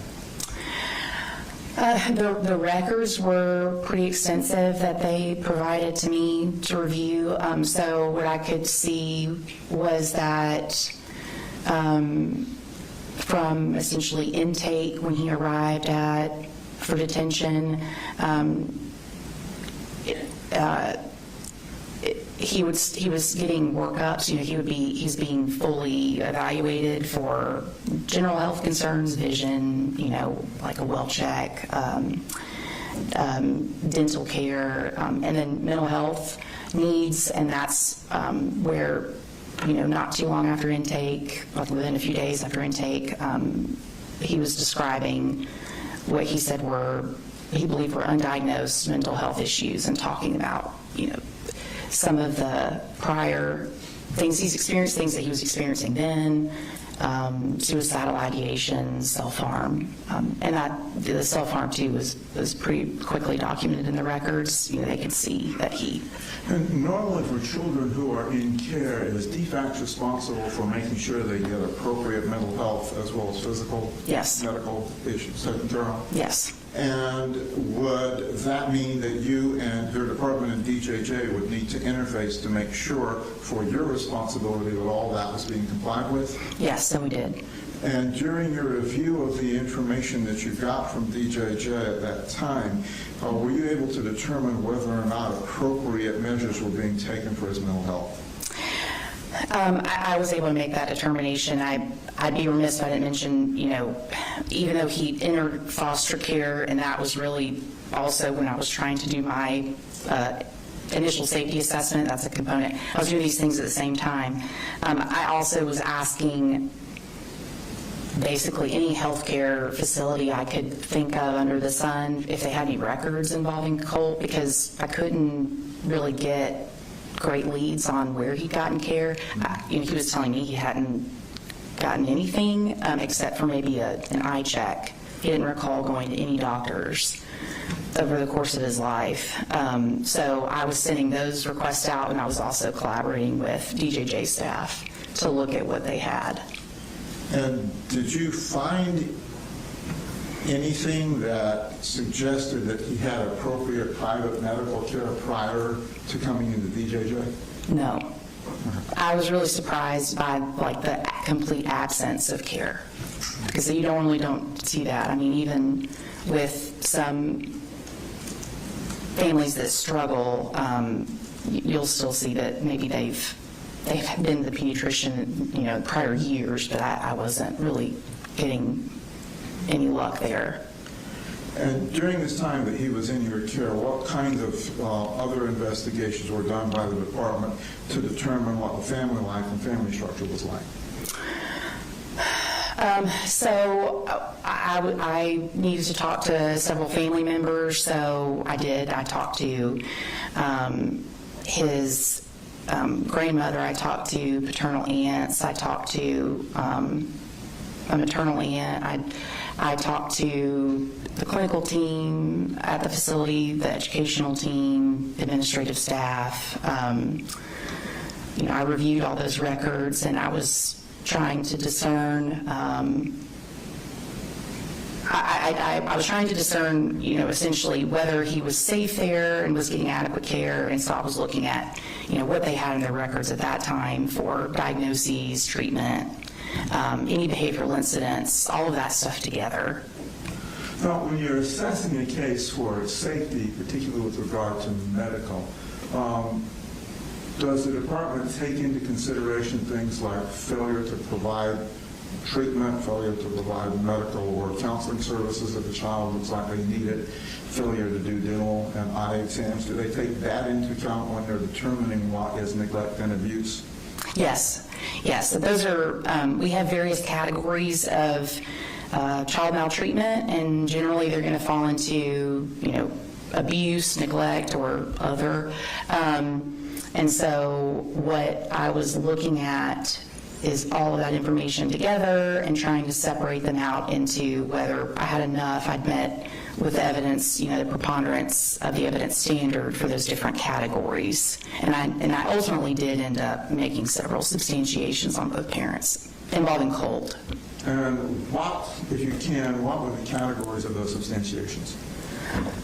So for his father, and again this was focused on Colt in my case, for his father, I believe there were 11 categories that I recently substantiated for child abuse and neglect. And I'm going to make sure I get all this. So inadequate supervision, inadequate food, shelter, medical care, educational neglect, domestic violence,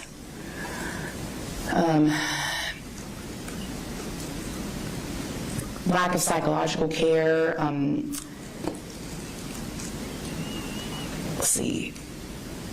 There's a category for gunshot in our maltreatment codes, and that describes if a parent fails to adequately secure a weapon. And it discharges. There were many poisoning. That's one that I substantiated on the father and mother. But overall, across those, and I would have to look at my notes to remember all of them. But I believe Colin had 11 different categories across abuse, neglect, and other. Imminent risk of harm is the other category. That's where if they fail to comply with prior cases and now the children are in harm's way. Marcy actually, I think, had 12 substantiations, so more than Colin, and the reason for that is that I found enough evidence that she was physically abusing him. There were several sources that got into detail about how he was the target of her ire for various reasons over the years. That's not to say there weren't allegations against their father for also physically abusing Colt, but I couldn't find evidence of like marks and bruises like I did involving mother and Colt. Now, part of As I understand it, the case manager's job is to go out and see the child as well as work with the parents. Did you ever go out and visit Colt? I did. Okay. How many times, do you recall? I don't. At least we have to do monthly visits. Just depending on when it was, I would do monthly, sometimes twice. I think for the month of November, I ended up that my visit was like at the tail end of October and then beginning of December, so I didn't technically see him in November, but we also would talk on the phone, and I would stay in contact with with the staff there to make sure that he was doing well. Did his brother and sister have a separate case manager? Yes. Okay. And just to reaffirm, you're not specifically a case manager, you were just performing a case manager role because of the complexity of the case? Yes. Okay. And during your visits and conversations with Colt, did you ever get a handle on, from him and or from DJJ, what they were doing to address his mental health needs? I did. They would describe in the records, I can look at how his evaluations and diagnoses changed over time along with the medication. I could see where symptoms would wax and wane. I heard from Colt, too, about what he was experiencing. So I would ask him, generally, do you feel safe here? Is there anything you want to tell me? And let it be sort of led by him. Some concerns that I heard were that he was having a hard time sleeping. There were several self-harm incidents. They would adjust his medication. But for the best I can tell from the records, I think that he arrived in September of 2024 and for several months didn't have medication. They were still doing a lot of evaluation, but he was describing what he was experiencing and seeing or hearing, anxiety. At times he would say mania or psychosis, and they would adjust accordingly.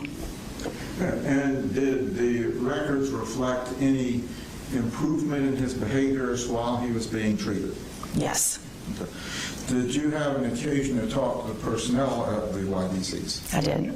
And did they also reflect that he had improved while he was on medication?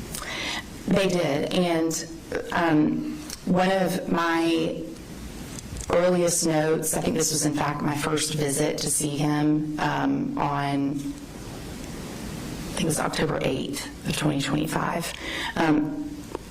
The staff said that, so I had my meeting with him, I then met for some time with staff, and my takeaway, which I have in my notes, is that they believed that the no contact order that had been effectuated against his mother in July, I believe, of that year, combined with the start of medication, those two things together had changed him into essentially a different child. He was sleeping better. He was eating. I believe it was that time that he went from losing a lot of weight because he thought he was being poisoned to starting to eat more, and they felt like no contact and medication is what the difference maker was.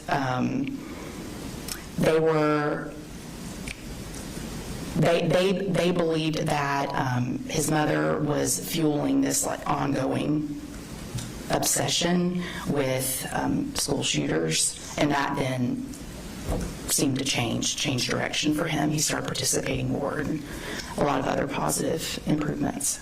Now, Colt during this time was 14 and 15 years old, right? Yes. Okay. With your experience with DFACS, is that a critical time for children in their development? I'm not an expert in that area. Primarily, I'm an administrator of the agency, but I have been in charge of DFACS now for 5 years, and that, especially for younger boys, is a really important time in their lives. We are concerned about more and more reports and investigations where teenage kids are exposed to awful things online. Now, when you had your meetings with Colt, did he talk to you about wanting to have contact with his mother? Yes. What was his position on that? He misses her, and he still misses her. Is it the department's position that it's in his best interest to maintain the suspended contact? I don't think that it's in his best interest for her to have contact, but I can tell that he desperately misses his mother. Okay. During this time also that he was in your care, were steps taken by the department to initiate any kind of psychological evaluations for him? Typically, we'll try to coordinate at the start of foster care that the child receive a trauma assessment, which they get through Medicaid. All children in foster care are on Medicaid. And a CCFA, which I think is like a comprehensive child and family assessment. I was not able to do those for a couple main reasons. He had gotten an extensive workup to evaluate trauma, is the response I got back from his clinical team. They didn't really want to have off-site contracted providers coming in-house to do that work. And, I wanted to respect the process. I didn't have a case to compare it to either, so, I wanted to just do my best with what we could. And so you weren't able to get any independent evaluations?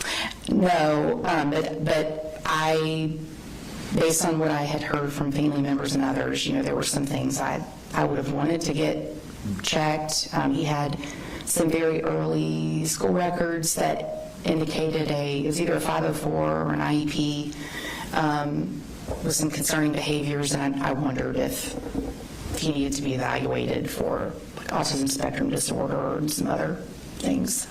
Did you, in your investigation, come across information that indicated that prior to the shooting, Colt had tried to get help from his family?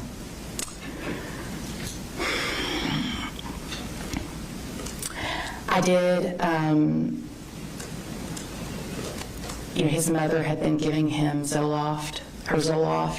So, when I talked to family members and him and even his siblings, it seemed pretty consistent that there was knowledge about how much difficulty he was experiencing.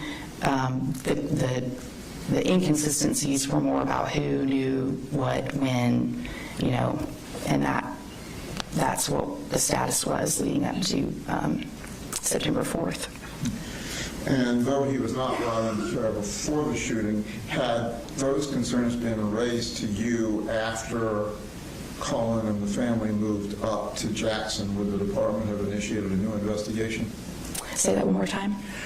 Though he was not brought into care until after the shooting, had those concerns about his call wanting to get some help and the inconsistencies as to who knew what when, would that have been enough to raise concerns to the department to begin an investigation in Jackson County?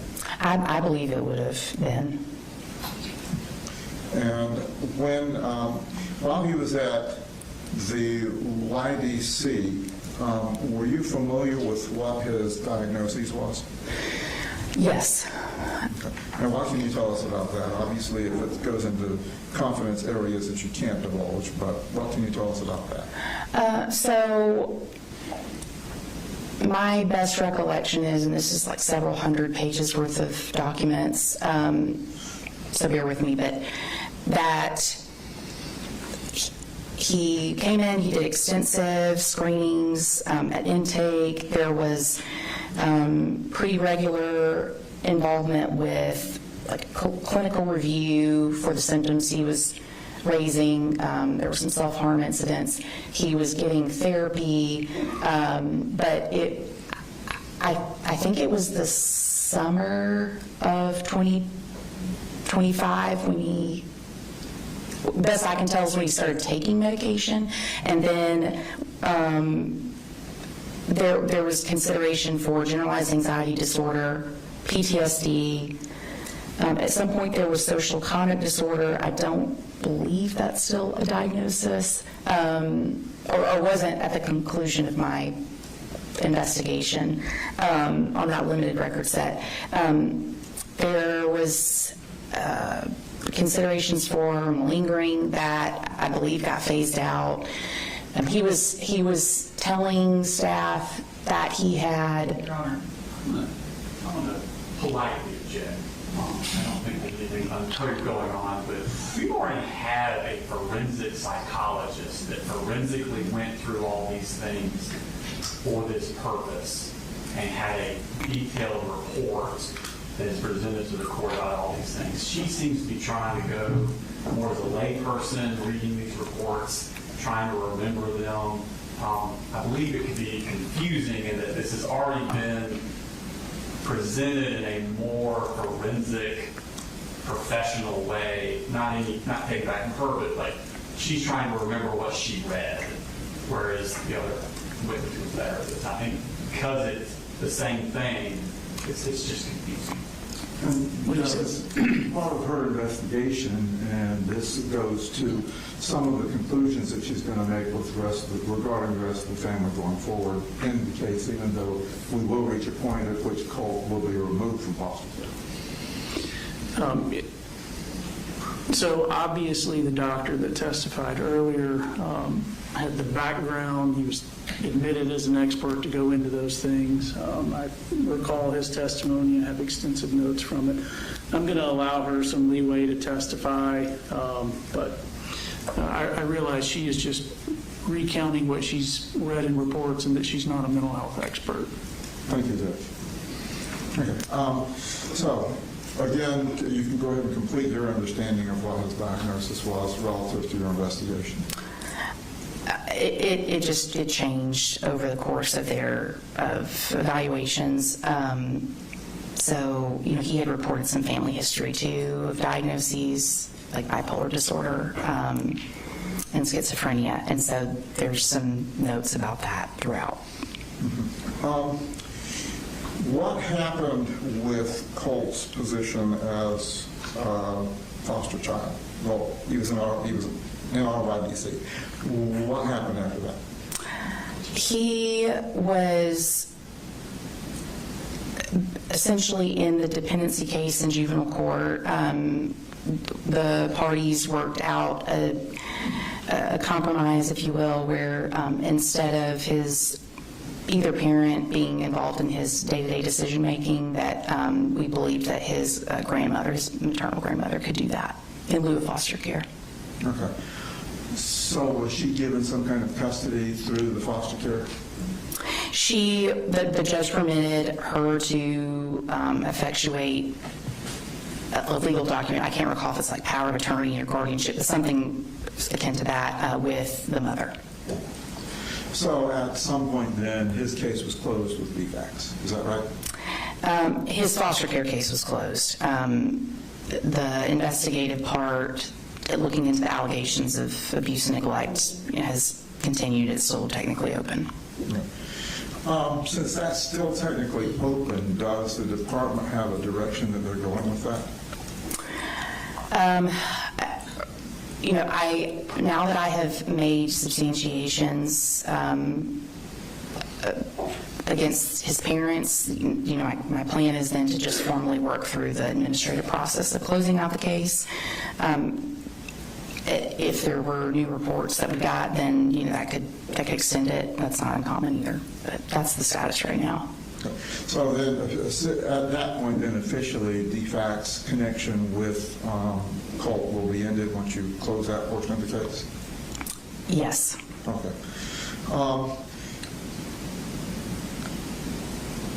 As you reach your conclusion, would it be the department's position that it's in Colt's best interest to remain not having much contact with his family until his legal position is resolved?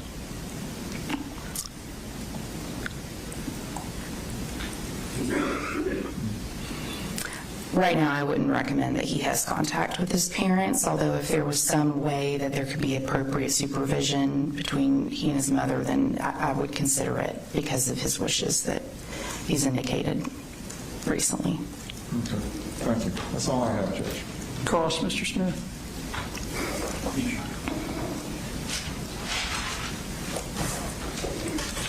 Hey, Mr. Press, I'm Brad Smith of the District Attorney's Office. So just for clarification, when you say Colt's in foster care, that's more of a legal designation. He's not gone anywhere. He stayed in the detention center the entire time. That's right. Okay. And he's not currently in foster care. Right, okay. And that's a legal definition for like if someone needs to sign medical things and direct his kind of stuff. Yes, that can be a basis for it. Okay. Yeah. And you were talking about his mental health issues. Were you following the court's or the state's presentation of evidence over the last 2 days? Yes. Okay. So you're aware that all of the mental health experts that he dealt with at the facility had found that he was malingering and not truthful about his symptoms? An earlier clinician did.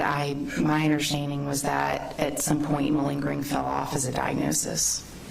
I don't know what the current status is. Right. So the first, I think it was Dr. Dupree, his first psychiatrist, they did testing and found out, and she suspected that he was malingering. They actually did tests on him that confirmed he was malingering.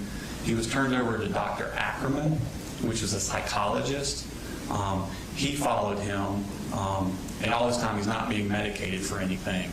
And he found where he was malingering.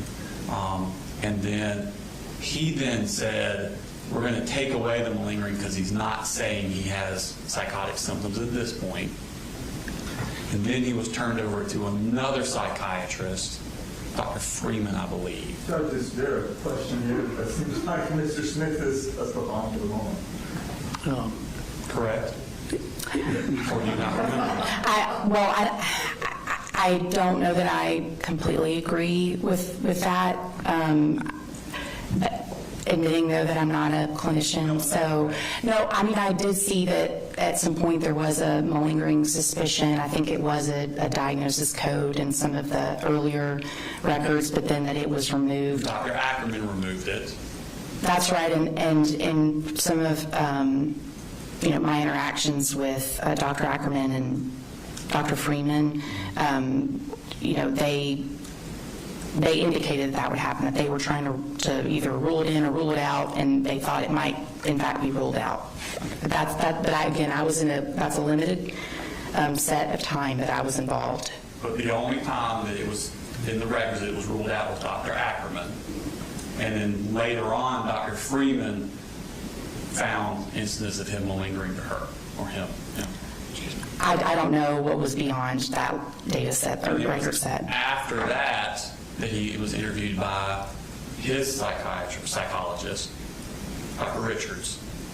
Okay. And given tests when was malingering then too. I haven't been in, I don't know what's in any of those reports. So we've had 2 other doctors saying he was malingering after that Dr. Ackerman took off the malingering diagnosis. I believe you. I don't know. I wasn't involved in that process. Okay. Well, you told the judge that the malingering had been taken off, and I just want to point out that that's not correct. I understand. I'm sorry. My time was limited to a specific data set, and I just recall that being something that fell off as a diagnosis. Okay.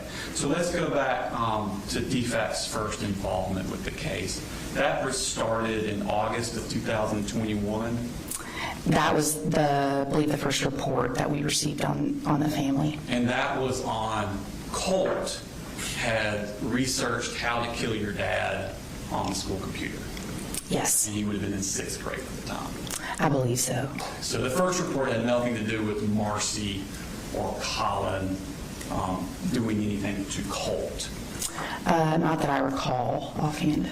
And then the next report was in February 1st of 2022, so a few months later, and that report was that Colt was not enrolled in school.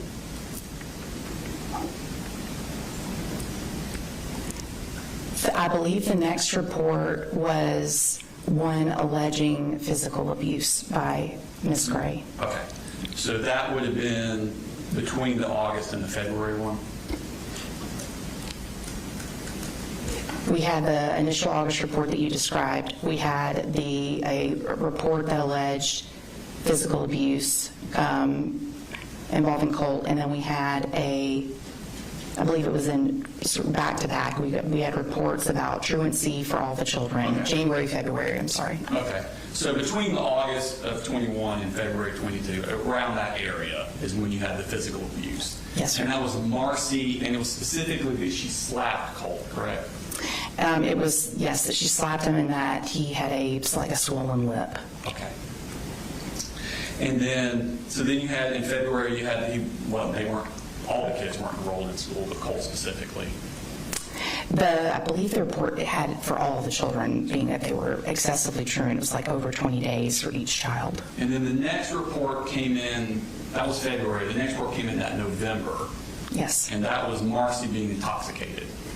It was several allegations. That I think was probably the primary one is substance abuse, but there were also concerns about the children's hygiene at school. The parents arguing, like domestic violence allegations, that type of stuff. And the domestic violence was between the parents with each other? Yes. Okay. And then fast forward a whole year to October of 2023 is the next issue, and that is Marcy test positive for drugs. That case, I think what you're saying is that case ran from November 2022 right to basically October, end of October the following year. Right. And that's because of a failed drug screen, one of a few, in fact. But Right. yeah. And then, so that was October, y'all gave the kids to the father. Yes. And then the case was closed on October 31st, 2023. Yes. Okay. So what we have here, the allegations are truancy, hygiene, and mom's using drugs, and there was one incident in 6th grade where mom slapped him. There was, for the case that involved allegations of physical abuse involving mom and Colt, it was more than one occasion of the allegations of hitting, but that was a very short case compared to the November 2022 to October 2023. And that was back in when he was in 6th grade. I believe so, yes. So in 2021 was allegation of mom physical abuse with him. Yes. But all you have substantiated is a slapping with the lip. And in fact, it wasn't substantiated. We had contradictory accounts from the children. So that was not substantiated. It wasn't. The children had different versions. Okay. Now, you said, you testified on direct that new things categories have been recently substantiated. Mm-hmm. What do you mean by recently substantiated? So a DFACS investigation per policy, I think, is supposed to be completed within 45 days. It can run longer. It just depends on the case. Often, if you have history with a family, then you're not often. You have to look at all of that. And then if the current issue that you're investigating has multiple allegations, it can run longer. And in fact, mine did. So my substantiations were across multiple categories, and then I issued official notice, I think it was last Wednesday. Last Wednesday? Yes, sir. And when did you agree when was it agreed that you would be a witness in this case?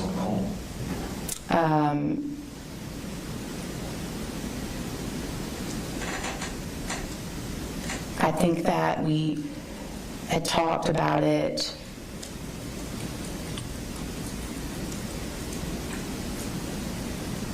leading up to the start of this. I mean, I kind of expected a subpoena, so I've been preparing one way or another. And I knew coming that I could be called, but he asked if I would be here. Okay. So what I'm asking is, what came first? You knowing you were going to testify, or you substantiating these new claims? Oh, I substantiated first. I didn't. Last Wednesday? Yes. Okay. And you said there were several sources for these new claims. What were the several sources? Record review, interviews with different people, children, family members, other people that are involved in the children's lives. Okay. So these several sources are Colt's family members? Not just that. I mean, it could be the guardian ad litem that is assigned to any of the kids. In fact, it was. And then I'm trying to make sure I cover everybody that I've talked to. DJJ staff. I mean, so it wasn't just family members, but that's generally the universe of what I recall. Process of substantiation, how long are we talking about where these sources came forward with these new claims? Oh, I mean, they're not necessarily new. It's just that I was trying to make sure that I did a thorough investigation into each of them, and it was just significant review of materials. Was it before or after Colt decided he was going to plead guilty and y'all knew there was going to be a sentencing hearing? I didn't know what his goal was going to be for court. Okay.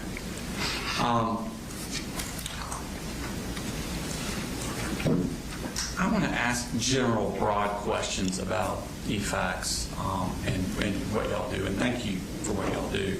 How many children approximately does EFACS monitor for homelessness?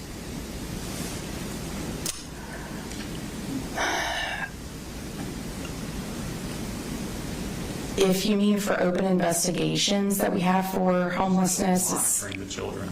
Oh, I don't know what you mean by monitor. I mean, we probably get several hundred thousand, maybe a couple thousand. That's almost pure speculation on my part right now about reports that have that allegation is one or many. But generally, we're not going to be investigating homelessness. We try to differentiate between like a poverty issue versus, actual abuse or neglect. What about malnourishment?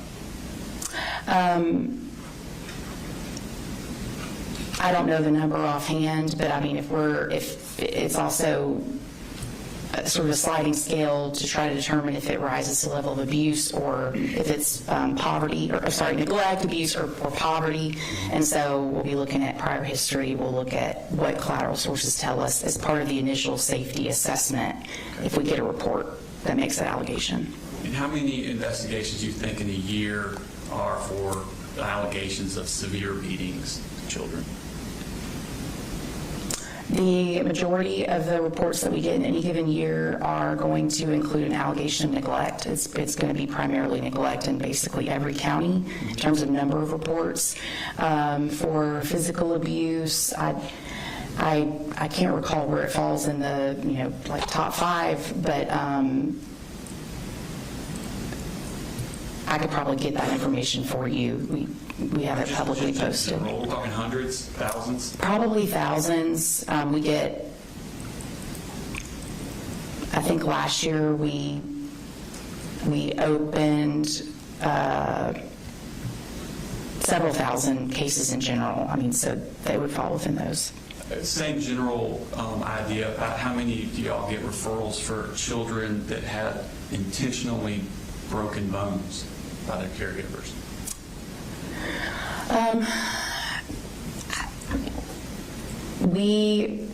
In what I would describe as more non-accidental trauma cases, then that's going to be a much smaller category. I don't know that we're even talking hundreds per year. Okay. How about strangulation? I don't know that number offhand. That's going to be a much smaller category. Intentional burns?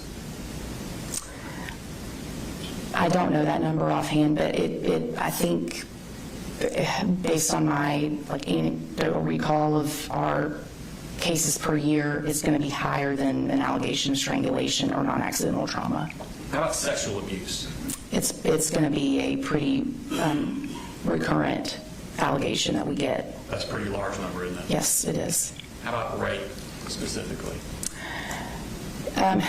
We categorize it as more sexual abuse or sexual exploitation. That's the maltreatment codes that we would use, so we don't refer to it as rape unless we've done the investigation and we have enough evidence to indicate that that in fact occurred.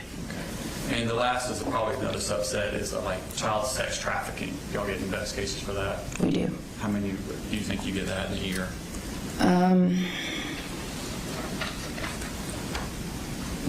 Several hundred, maybe we're looking at 1,000 to 2,000. It's been going up in recent years. Yeah. So to sum up, Colt had a less than ideal upbringing in childhood. Yes. But also to sum up, we've seen worse, haven't we?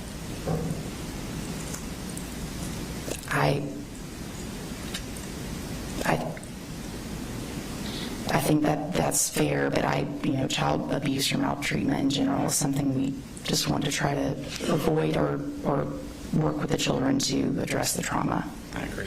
Thank you. Let me redirect.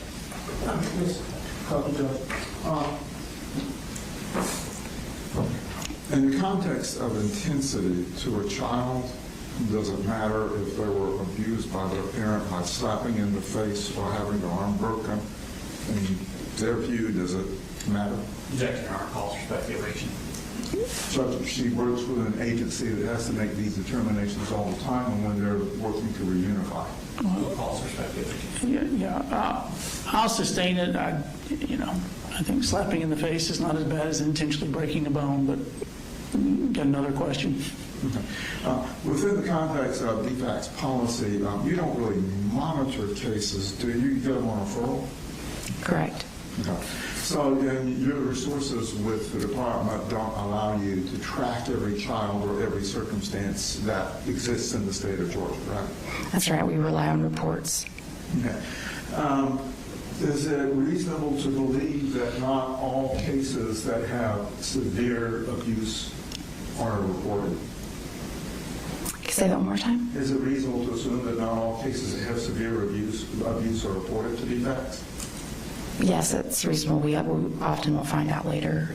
And when you get a referral and a report, do you have a legal obligation to follow through and make sure, whatever the intensity of the allegation, that the case is investigated? Yes, and we have extensive policies that help guide case managers on what they should do based on the maltreatment codes alleged. And is there a policy on how you handle families who have recurring referrals to DFACs? There are several policies that apply, yes.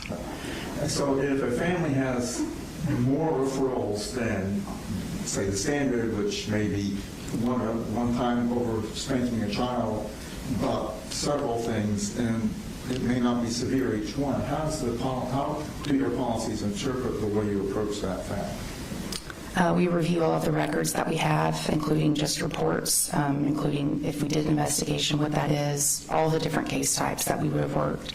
And then we review them together to determine if there's like chronicity, if the severity of the claims, all of those. So it can be very discretionary, but that's why we have DFAC's policy that helps guide case managers.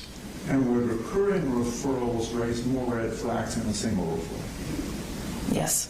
Thank you. That's all good. Ma'am, do you mind spelling your last name for the court reporter? Yes, it's BROCE. Thank you. You're free to go.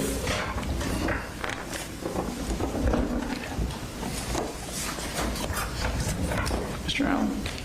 Hey, Judge, I have one more witness. I don't know if the court wants to break it out for lunch, or this witness, I don't know. I'm not sure how long it's going to take. Do you think she's one, or he or she would be one before? I mean, we'd get done by 12 with them, or do you think they're going to be on the stand for an hour or two? It's not going to be an hour or two, but I don't think we'll be done by 12. Okay. Would you like to break now? Yes, sir. Okay. All right, ladies and gentlemen, we'll go ahead and take a lunch recess. Be back at 12:50.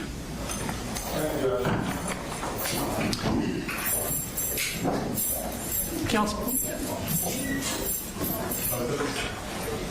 Yeah.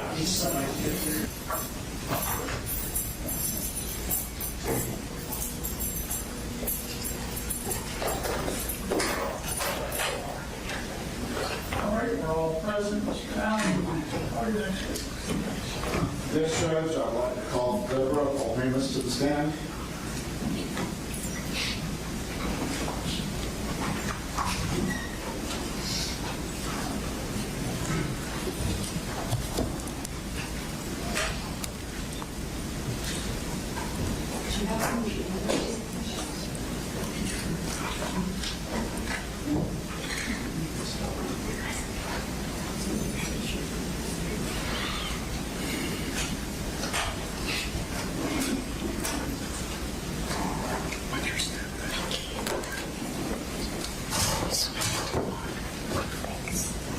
Please raise your right hand. You solemnly swear from the testimony about you give today will be the truth, the whole truth, and nothing but the truth? I do.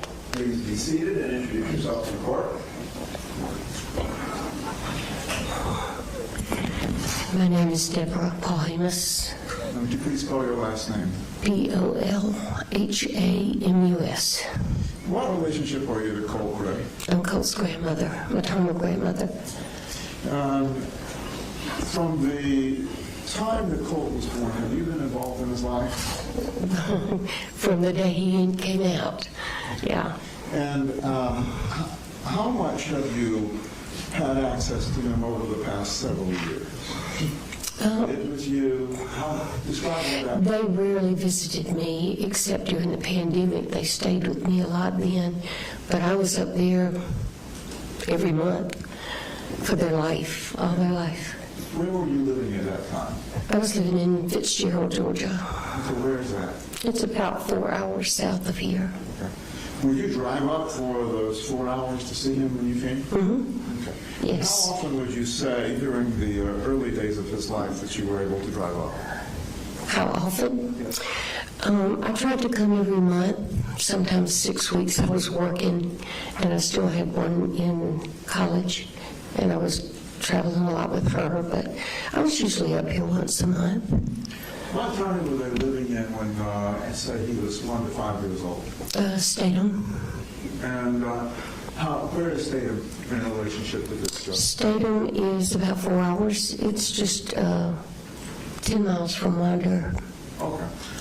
And during those visits, would you stay in the home or would you get a motel? No, I stayed in the home. How long would you stay with these visits? Usually the weekend. I drove up on Friday after school and drive home Sunday evening. And so after school, what was your profession? I was educator, special education educator. Okay. Did you have anyone in your family that was a medical person? I did. Who was that? Well, my sister was a doctor. She died when Colt was young, and I had several aunts and uncles that were nurses and doctors. Okay. Did you ever get involved in any of what they did, or did they teach you anything just on the side, like sometimes kids learn from their parents? Not really. Most of what I learned studying. I worked with emotionally disturbed children for the last 15 or 18 years, and went back to school several times. Were you certified in special education? Yes. When Colt was young, did you notice anything that in his development that gave you some concern? Well, he was slow to walk. He was 18 months old when he finally started walking, and that I think was because his mom was in the hospital having Jenny, and I stayed with him and we walked all day because he was ready. He just didn't get the chance. But I noticed that he was restless. He was impulsive. He when he got excited, he would jump up and down and wave his arms. And but you know that was it. Was he exposed to daycare in those days? Yes. Do you know anything about his interaction in the daycare? Well, the first daycare he was in was when he was very young. And then Marcy took him out at 6 months because Coley lost his job and Marcy was working and they couldn't afford daycare. I offered to pay for it, but Marcy said no. If Coley was going to be at home, he could take care of him. So he was with him for, I think, maybe 4 to 6 months. and then they put him in the daycare center that was next to the school. I think it was called Helping Hands. And how old was Colt at that time? Colt was 2.5 by then maybe. And that's where he was until he started school. And when he started school, do you remember what school system he started in? He was in Statham, in Clark County. How long was he in that school system? He was in Statham until the 4th grade, same school. Did you ever have any contact with his teachers at school? I did, not a lot. When he was in pre-K, they did a developmental profile on all the children. And Colt scored really well on everything but social emotional. So they decided to do what they call a 504. And it's a program that leads into or out of special education. It was for his behavior and his impulsivity. And if he got concentrated help and improved, then he would staff out, and if not, he would staff into special ed. And he received those services at the elementary, which was just across the parking lot. And then in kindergarten, he stayed in under the 504. And they staffed him out at the end of 1st grade because he was doing well.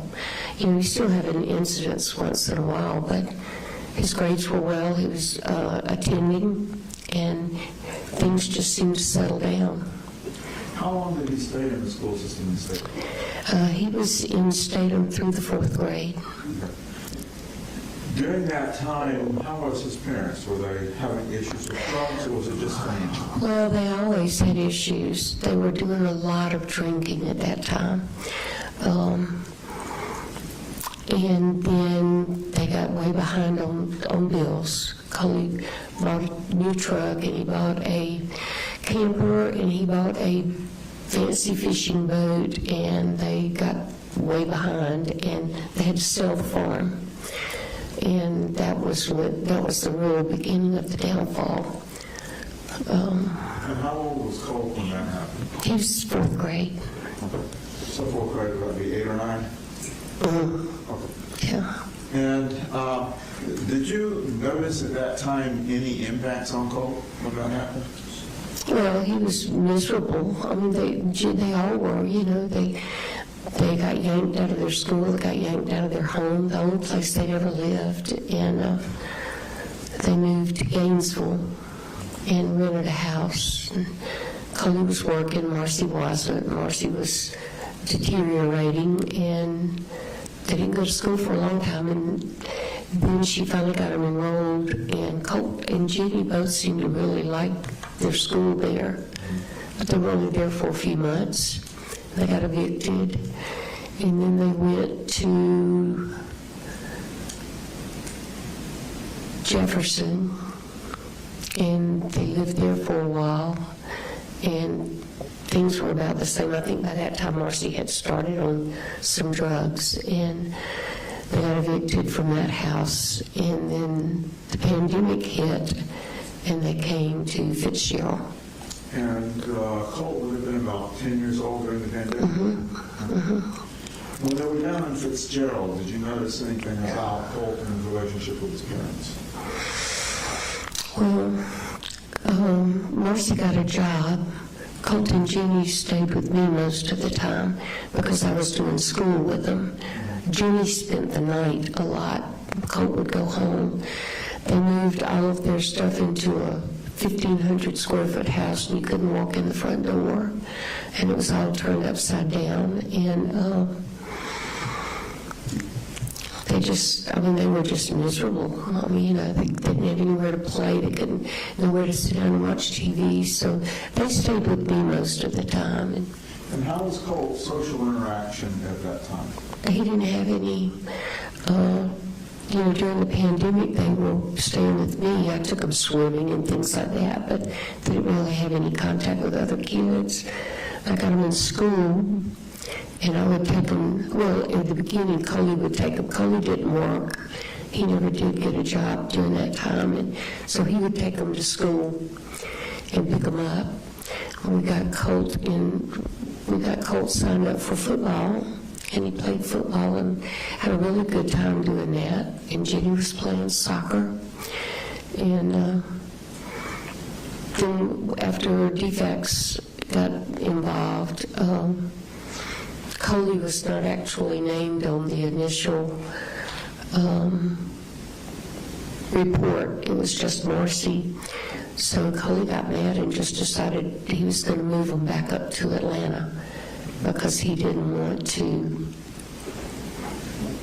have to deal with DFACS. So that, and I'm incorrect. They moved to my house before Jefferson because when they moved back up, that was when they moved to Jefferson. And was that the 2021 case we heard about earlier today? Is that what? The 2021 case that we heard about earlier today? Yeah. Mm-hmm. Well, what do you remember about Colt and the incidents around that case? Well, we reported them to DFACS because my other daughter did. I couldn't bring myself to do it. But she reported them to DFACS because they were just completely dysfunctional. Chloe was spending all day in the bed. Marcy was trying to drive and work, and she was on stuff, and he was on stuff. And I'd go over, and the kids didn't have anything to eat. And Marcy got mad one day and slapped Colt for a couple of times. And so we just decided to report him and see if we couldn't get some help. We couldn't get anything done. And DFACS was involved for several months, and then Coley packed them up and moved them back to Jefferson. And at that time, was there any discussion about you possibly becoming a guardian for the kids? No, Coley wouldn't talk about it. I had talked to Marcy several times about taking the kids, or particularly Colt, because Colt was the one who seemed to be having the most difficulty living in the house with his daddy and his mother. And she said that Coley would never let me have him, and that there was no point even trying. That we didn't have enough proof to convince the courts that he was being emotionally, physically, mentally abused, neglected, whatever. So, and she said that she was afraid that if I tried to take him, he would kill him, or her, or me, or somebody. So they moved up to Jefferson. Did you see any of the abuse between Coley and Colt that you were describing? No, Colt never shared much of it with me. I think he knew I would worry, so he never said much. I did see, there was one incident when they were living in Jefferson where Colt and Coley were arguing, and I told Colt to go to his room. I said, just go to your room, shut the door. And the next thing I knew, Coley had gone up there and gone in the room and was yelling and screaming at him. So Marcy went up there and stopped it, but I never really saw him hit Colt. Little Coley used to tell me about it all the time, but I never saw it. And during that part of the DFACS case, they were still down in Fitzgerald. Did you have any discussions with the DFACS workers about potential future plans for the family? Well, we had talked about it. They had actually talked about, they were actually going to drop the case. They had decided, Marcy had been clean for a year, so they decided they would drop the case. Wait, I'm getting mixed up. That's the second time. I really didn't talk to them the first time much. Marcy was really careful about keeping me out of it a lot of times, and so I didn't talk to the DFACS worker then. I did talk to the DFACS worker when Marcy moved back down with Jenny and Colt the second time, but that first time I did not. And still focusing on that first time, how was Colt reacting? What kinds of things was he doing that might have caused you concern? Well, he wasn't really doing anything except staying in his room a lot, and that was because there was nowhere else to go. But he wasn't on the computer all the time at that time. He would draw, he would read, he'd go with me. You know, we'd go to the grocery store and go to my house, and we really didn't have any contact with anybody because of the pandemic. How was his ability to make friends at that time? His ability? Yeah. I don't know. He never got the opportunity. Now, when he started school, he met kids, but he didn't really have any. When he was playing football, he became buddy with some of the kids, but after football, that was it. You know. After the COVID period and during this DFACS case, do you know what time range it was they started going back to school physically? They started going back to school, let me get this straight. They were in school in Fitzgerald after the pandemic was over. We got them enrolled there, and then Coley left and took them up there to Jefferson. And it was a while in Jefferson before Marcy got them enrolled in school. When they went to Jefferson, was it in the middle of the school year? I wish I had my notes with me. Yeah, it was, I think, January or February. Coley decided to take them out, I think in December, snatch them out and take them up there. So do you know how long Colt was out of school in Jefferson after they went out before he got back in?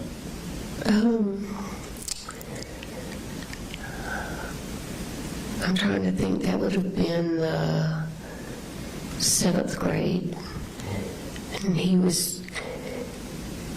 started them in school. Marcy started them in school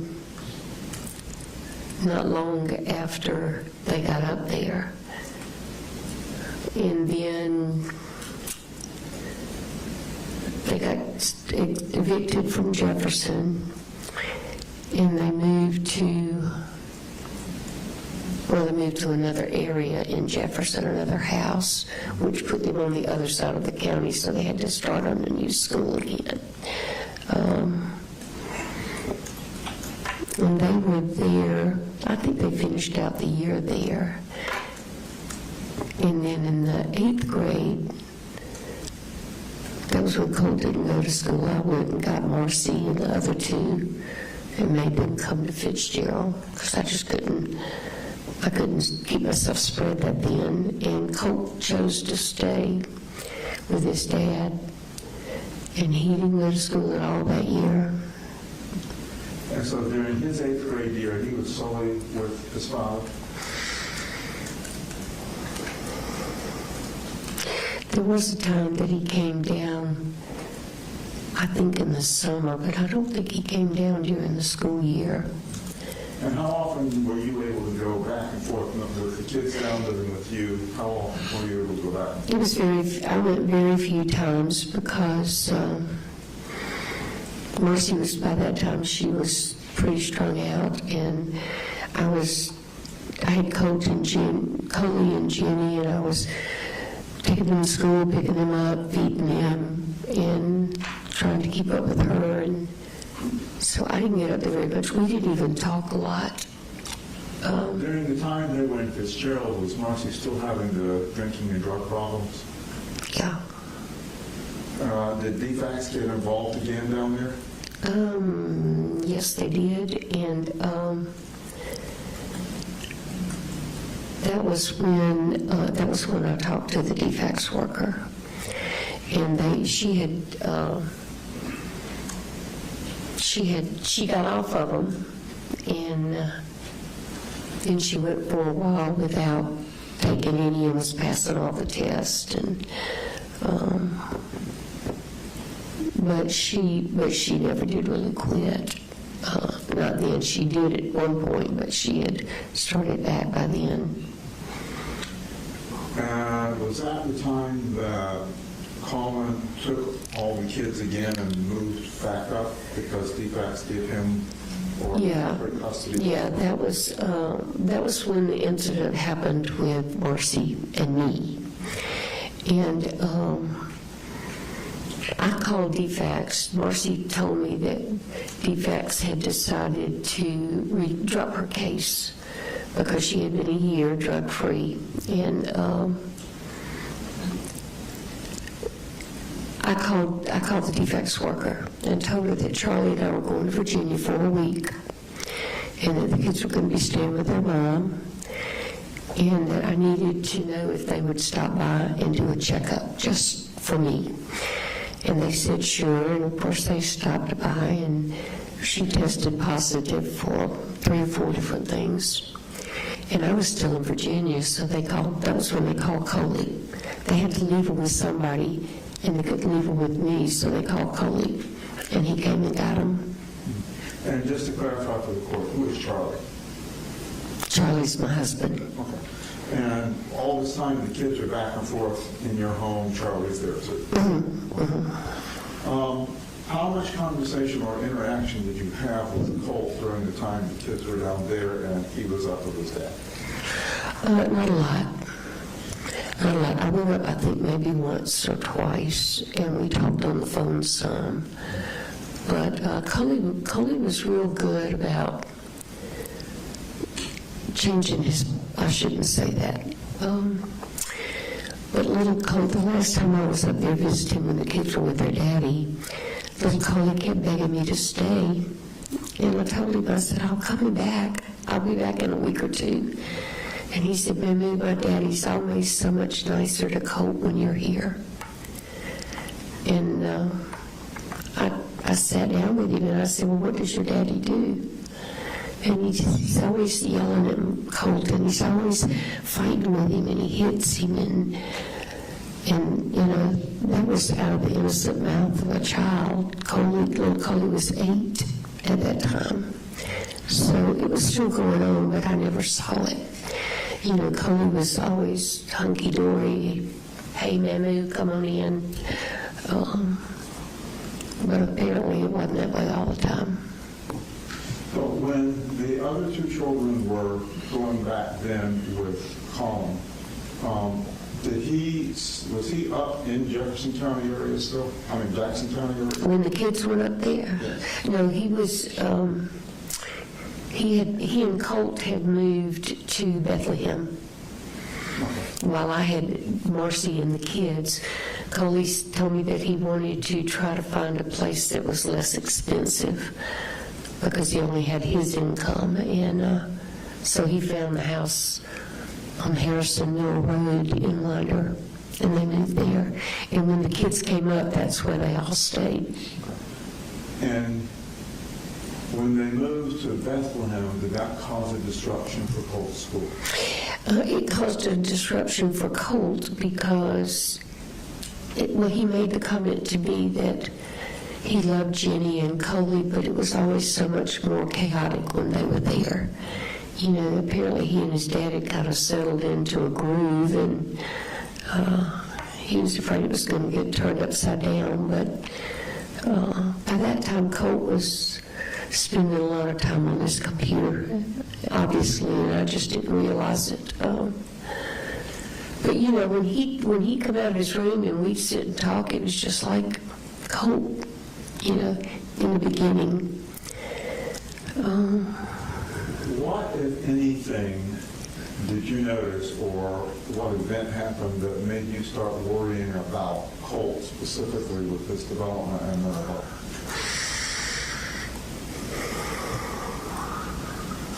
Well, the most recent of things and the most concerning was when his mother left rehab. They had gotten into a groove, and Coley was really trying. He was doing the best he could at that time for the first time. But Marcy left rehab and went to Winder.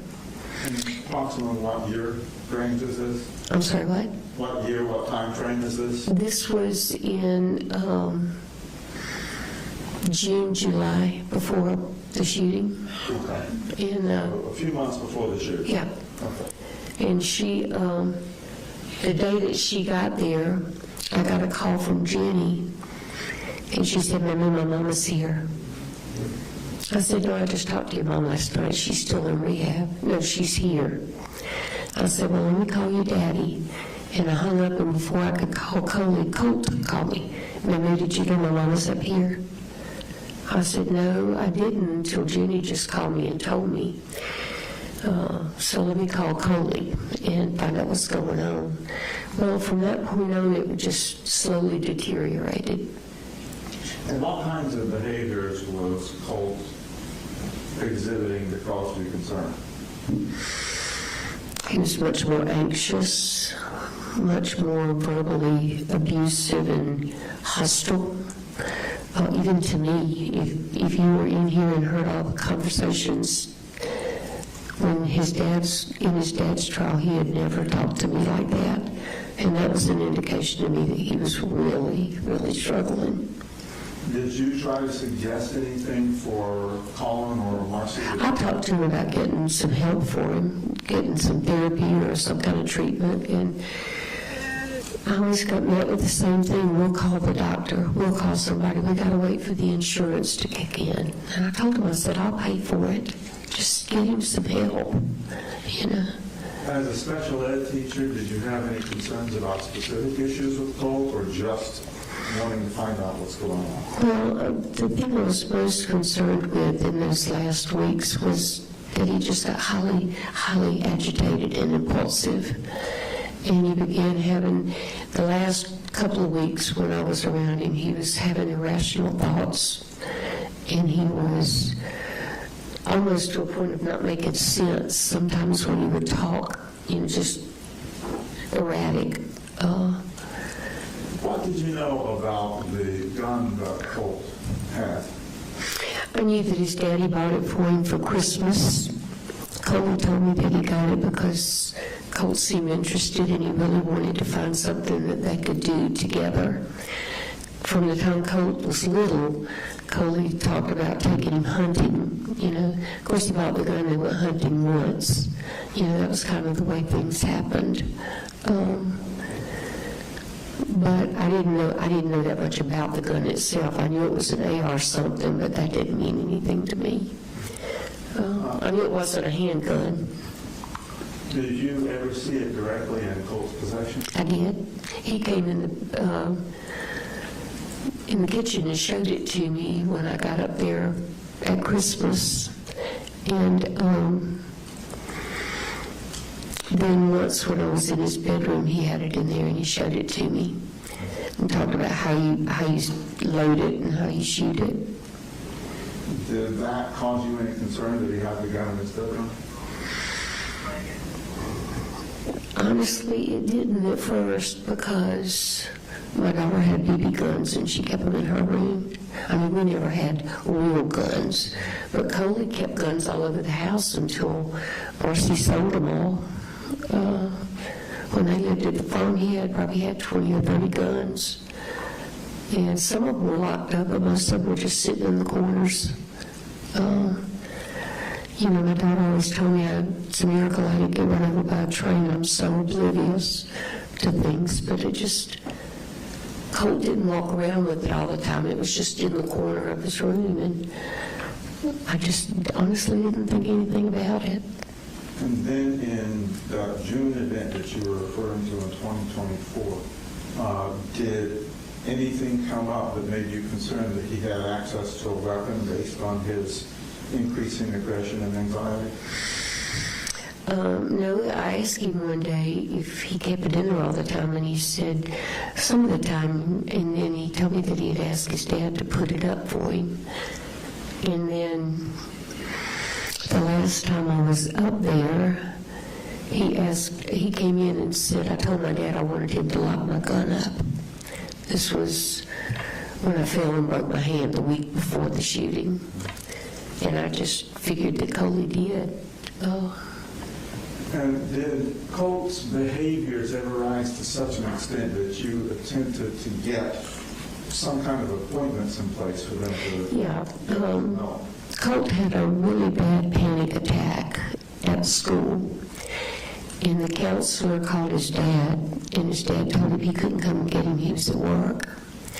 So she called me and asked me if I would just talk to him. So I did, and calmed him down some, and I told him, I said, even if I leave right now, I can't be up there before school's out.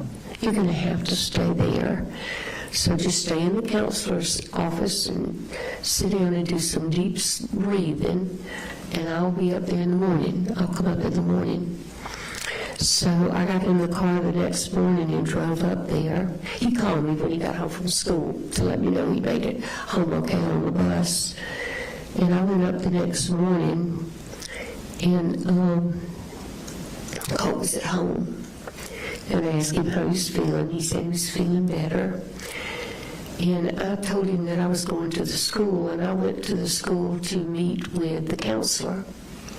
And I told him, I said, I don't have an appointment, but I really, really need to speak with the counselor. So she did see me, and we talked about what my concerns were, that I just had this feeling that Colt was going down a rabbit hole or something. And she said that they had just started using a certified therapist with some of the students, and that if I could get Coley to fill out the paperwork, she could start seeing Colt. So she emailed the paperwork to Coley, and he did fill it out and emailed it back. That was on Wednesday. No, that was Thursday, and she told me that she would be at the school the next Thursday, and she could see him then. So then I left there and called the behavioral center in Athens, and I told him what the situation was, that I was very concerned that Colt was just really, really struggling, and wanted to know what I needed to do to get him in. And she said that we could just walk in, fill out all the paperwork, and they would keep him. And they would keep him for several days if they needed to find out what was going on. And I asked her about insurance. I said, if he doesn't have insurance, can I pay for it? And she said, are you his parent? And I said, no. And she said, well, if you're not his parent, we can't take him. We have to have a parent. And I said, well, I don't know if I can get his dad to bring him. He's got real crazy about can't get him to somewhere. And she said, well, if you bring him on Saturday, we don't have very many patients on Saturday, and most people don't even know we're open. We'll be ready, and you can bring him and fill out the stuff. So that was the plan. We were going to take him Saturday. Well, when I left the school, I fell and broke all of the fingers in this hand, and I went to the emergency room, and the doctor put a bandage on it and told me that I needed to see the orthopedist as soon as possible. So I told Coley that I was going to go home and see my daughter called and made me an appointment for the very next morning, that I was going to go down and let the orthopedist see my hand and see what needed to be done, and then I would come back. And I asked him if he was going to take Colt, and he said, yeah. Well, then Marcy told me she would go up and they would take him together.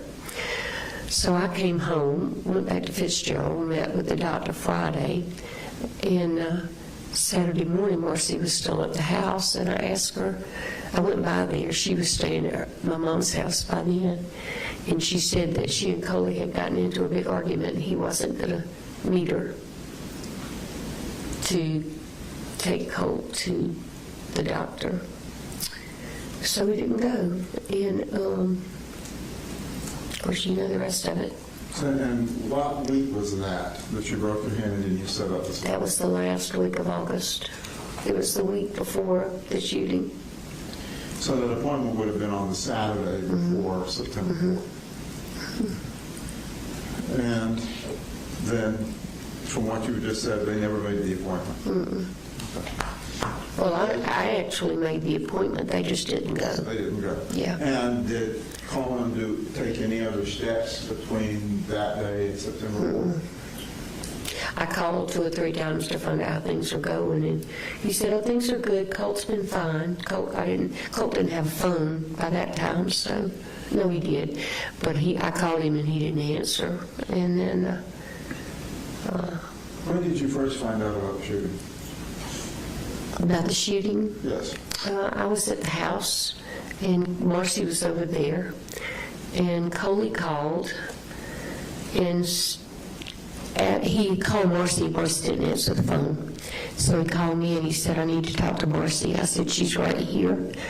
So I handed her the phone, and he read the text message that Colt had sent, and Marcy said, you need to get in your car and you need to leave right now and go to the school.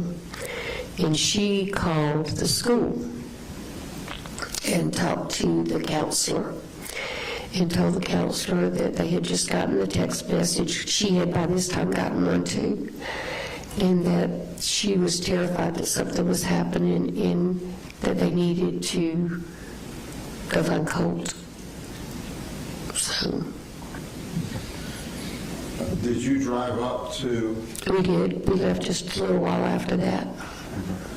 And when you got to Winder, is that when you first spoke with Inspector Smith? With who? Inspector Smith? No, I didn't speak with him then. We went up, and it was like crazy. So I told Marcy, I said, I'm going to take Coley and Jenny back to Fitzgerald. There's nothing that they can do here. I want them in this. So when I got Coley, and when I went to get Jenny, she said she didn't want to go, that she wanted to stay there with her daddy. So I put Coley in the car, and we headed back to Fitzgerald. And we had just gotten to Fitzgerald and gotten him to sleep when DFAX called, when the sheriff called and said we had to come back. That DFAX was taking the kids, and I needed to bring him back. So I got him in the car and turned around and drove back to Winder to take him. And it was sometime that next day, I think, that I talked to the investigator at the sheriff's office. And that was when DFAX took the children in the care? Mm-hmm. Mm-hmm. They already had Jenny. They had taken Jenny when Coley went in to do his interview, and they took Colt. They were waiting for me. I got back up there about 3 o'clock in the morning, and they were waiting for me at the sheriff's office. Now, when you were interviewing with Inspector Smith, did you give him any of your thoughts as to why this happened? I honestly can't remember, but I'm sure it had something to do with his mom and dad. By that time, my brain was so fried. I honestly don't remember a lot of what we talked about in that interview.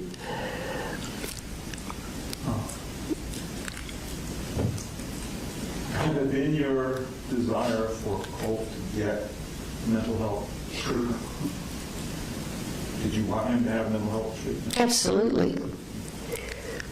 In your capacity as a teacher, did you find that to be important? Yes, absolutely.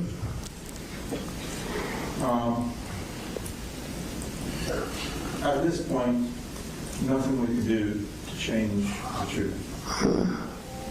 But given your experience and you're living with Colt, do you feel like long-term, if he gets treatment, he could be a productive person? Absolutely. I know that's hard for a lot of people to believe, but the Colt that I knew and the Colt that I know now is not the Colt that did all of this.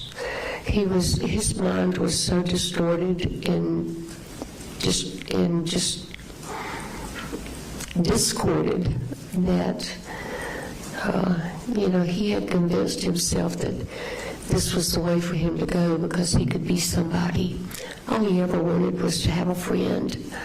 All he ever wanted was to be included and loved. I found a note in his room. I found this before the sheriffs got there. We went to the house after it was all over, and I had taken Coley. And I told Marcy, I said, I'd like to go and maybe get a few of the pictures and things. I don't know what we will have access to. And then I found a note in he had a little book that he kept on the fireplace that he made notes in. And then there was a new one that was in there, and it said, why can't somebody just love me? And that's the way Colt felt. You still have contact with him now, right? Every week. And you visited him in person? Every week. You have phone calls with him? How has he changed from the time he was first incarcerated to now? From when? From the time he was first incarcerated? He's so much better. Colt was in desperate need of a routine. Structure, he never had it ever, except at my house. The first time we ate dinner in the pandemic, he said, "Baby, can we please eat at the table?" We never eat together at our house. That was all he ever wanted, and now he's got structure. And he's on medication, and it's helping him sleep.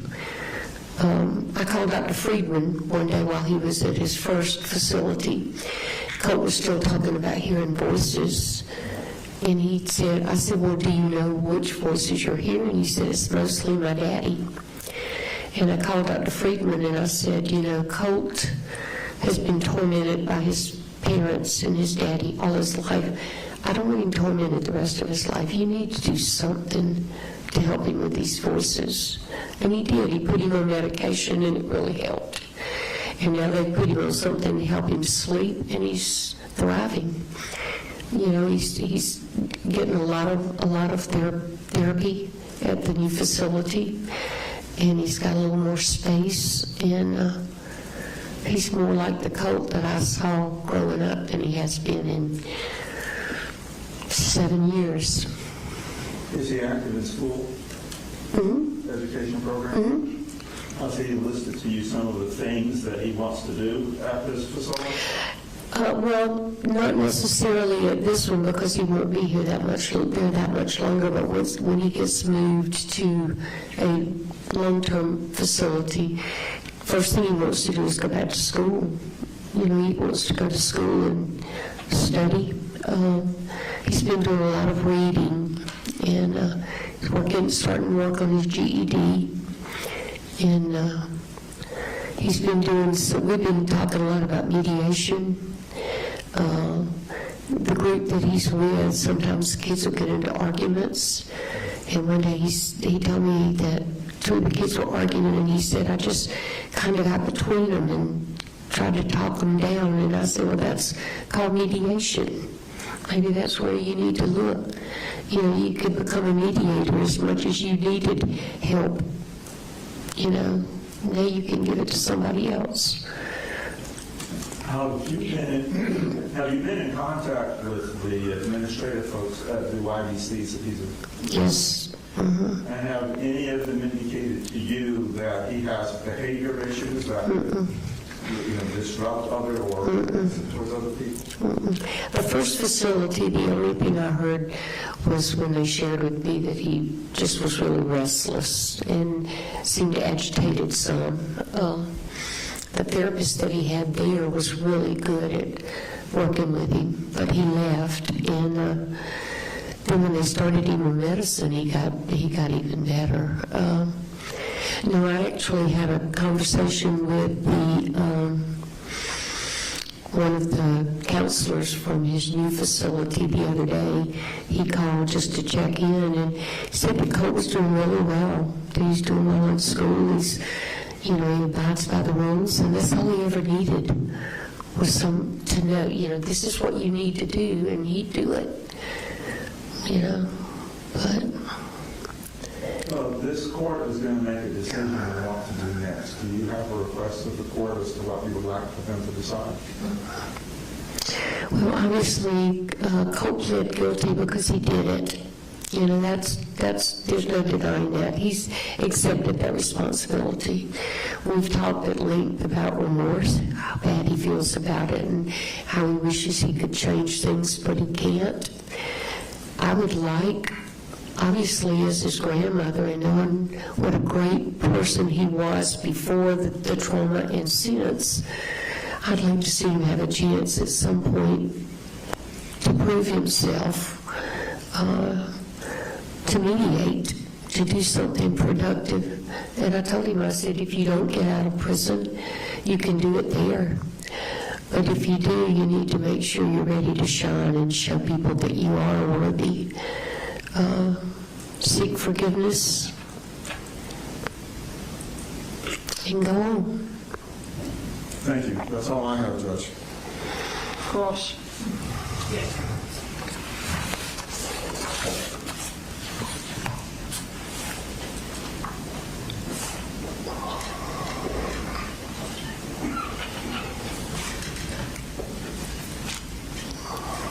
Okay, so Debbie, I'm a little confused. What time did you get to Winder on September 4th? What time did I get what? To Winder on September 4th of 2024?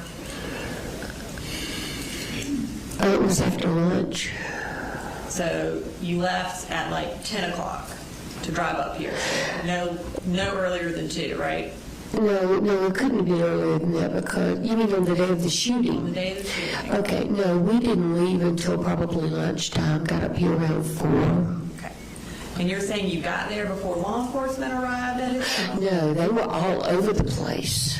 Okay. No, it was the next day that we went over there after we had brought Coley and them back. And we went to the house because we had a key. I had a key because I was in and out all the time. Earlier you testified that you found the note before law enforcement went. No, I'm sorry. No, it was the next day. I wanted to go by there. I had taken some of, over the years, I had collected things of their lives that I didn't want to disappear. You know, pictures, drawings that they had done, toys, Christmas ornaments. And when they moved in with their daddy and things settled, I took a lot of that up there to them because I knew in all the moves that they went through, things got thrown away, and I didn't want everything to get thrown away. So when we took Coley and did DFACS, we had gotten a hotel room, and the next day before we left to go home, I told Marcy I wanted to ride by and see about getting some of that stuff. I said, because I didn't know what was going to happen to the stuff in the house. I figured that we would at some point in time have to pack everything up if Coley wound up going to prison, but I didn't know. So that was when I found the note. And where was this note? It was on the fireplace. The fireplace that law enforcement went over that entire house with a fine-tooth comb for a day. And you're saying law enforcement didn't find this note that you did. Oh, I don't know about that.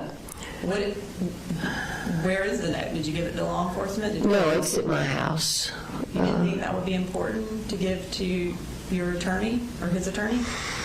Well, no, I mean, you know, I could bring it back to you if you want it. No, I just would have assumed you would have brought it since. Well, it wasn't something that I intended to bring up because I just figured it was going to be question and answer. What did you do? What did you not do? But since I got into the story form and I found that note, you know, I mean, Okay. I guess that's just one more mistake I made in the whole situation. I didn't think it was something that mattered to anybody but me. Well, you're here asking for the judge to give your grandson some remorse, or not remorse, but give him the benefit of the doubt and give him a chance to get out. And you want to present evidence to this court about why you think you should get out, and you obviously thought that was important. I did think it was important, but not about him getting out. It was just important to me because that's the way he'd always felt. Nobody loves me. Why can't somebody love me? And You actually, you've paid for his defense attorney, correct? I did. And you've paid for his psychologist, correct? I did. And you believe his parents failed him, right? Yes. You believe part of the reason we're here today is because Marcy and Colin were terrible parents, right? I wouldn't call them terrible, but they're pretty close. Okay. I mean, that might not be the word I'd use, but And yeah. you want to make sure that you can do everything you can to give Colt a chance today. Because you believe you also made mistakes, right? Because what? You believe you also made mistakes in this whole situation, right? Well, I'm probably the most guilty of all in this situation because I was the one who could have done something and didn't. Because I was vulnerable enough to listen to my daughter say, you can't take my son, my husband won't let you. But at the end of the day, Colt is also responsible for Absolutely. his actions, right? Absolutely.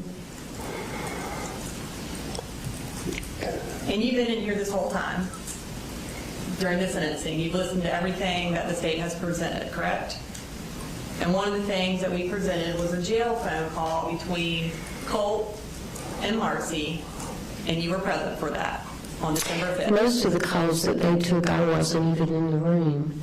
Marcy was staying with us at that time. Marcy was staying with y'all, and she would talk to Colt.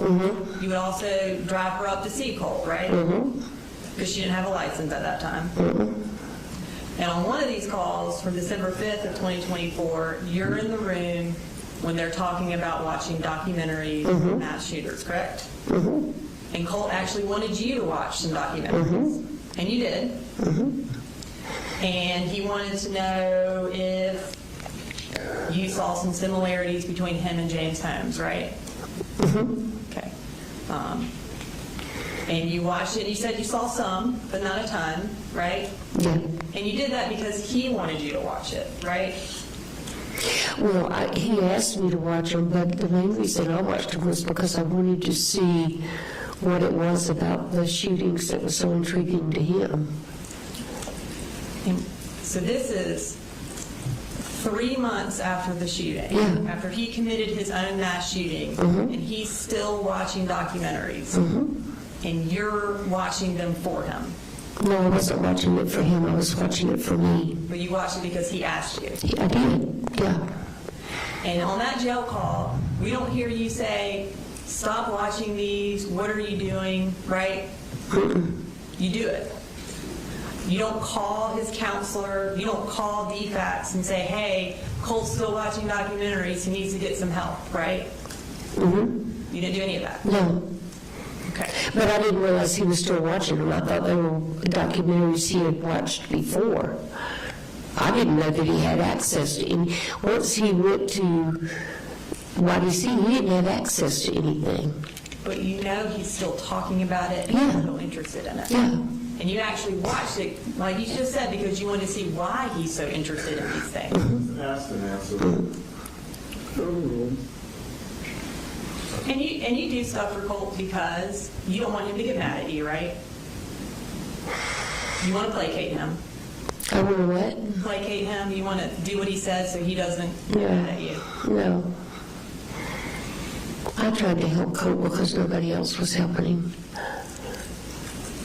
But he got mad at me when he was 3 years old.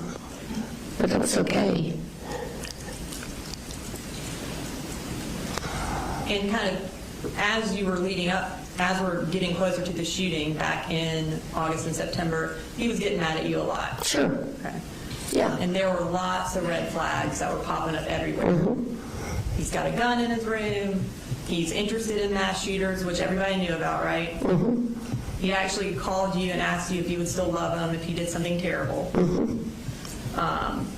You specifically told Colin you need to get him treatment, right? And he's having anxiety attacks, right? But you never thought that he would ever do something like this, right? And you admitted, you said your daughter calls you oblivious. You're kind of oblivious to things, right? And you're oblivious to Colt's red flags, essentially, right? And you were in here listening to all those phone calls where Colt and your daughter are talking about what a popular mass shooter he is. Yeah, And that was really hard for you. it was. It was devastating. Because you never would have thought that your grandson, your favorite, would ever have been excited about being a popular mass shooter, right? Never in a million years would have thought that. Never. And you also don't know that if given the chance, he wouldn't do this again to get more notoriety, right? You No, can't say that. No, I can't. Absolutely not. There's no way anybody could say that. And you also know, and you said it, that the best place for him is in custody because that's where he has the most structure and that's where he thrives, right? And that's where he should stay, right? No. Nothing further. Any redirect? No, Your Honor. All right, thank you. Come down. That's my last question, Your Honor. All right. Your client has a right to make a statement if he wants to. I don't know if you've discussed that today or. We're not making a statement, Judge. All right.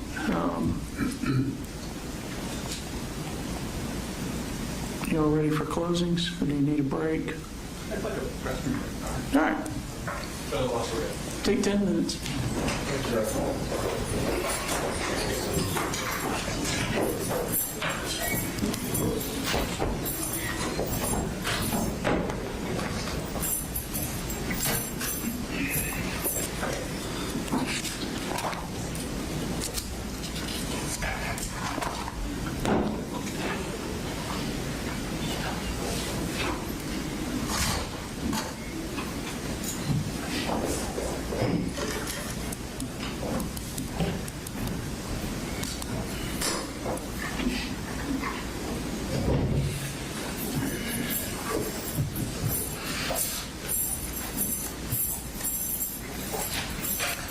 All right, for the record, we're all present. The state has the right to open and conclude.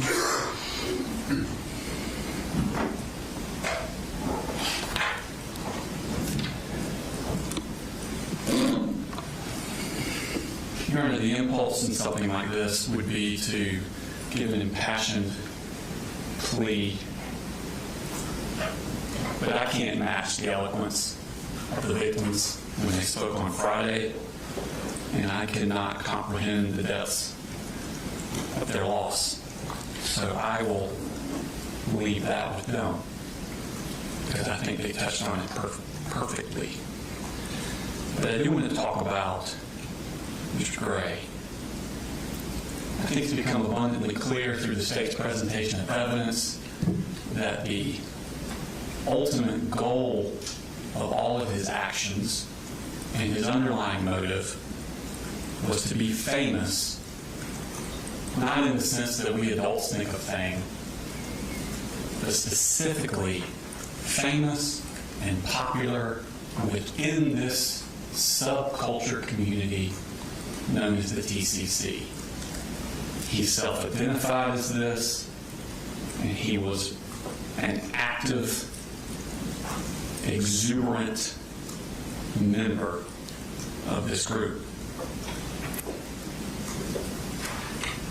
And when this case happened, coming into it with an adult's perspective, and the investigation caught Colt right then, and then quickly in the days after, started to notice the guilt of his father. I kind of put aside thinking about Colt.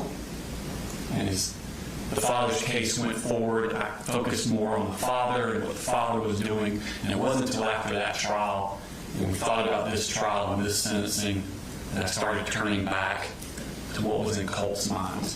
And I'd always just assumed that he was just this kid, had a bad upbringing, got wrapped up in this adoration of school shooters, and then he went and did this horrific act, and I just assumed that his response was, oh my God, What have I done?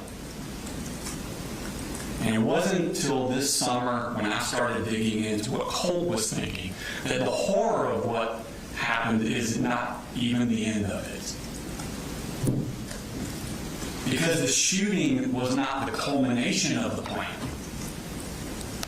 The shooting was just one of the steps of the plan. The plan was ultimate and lifelong fame inside the TCC.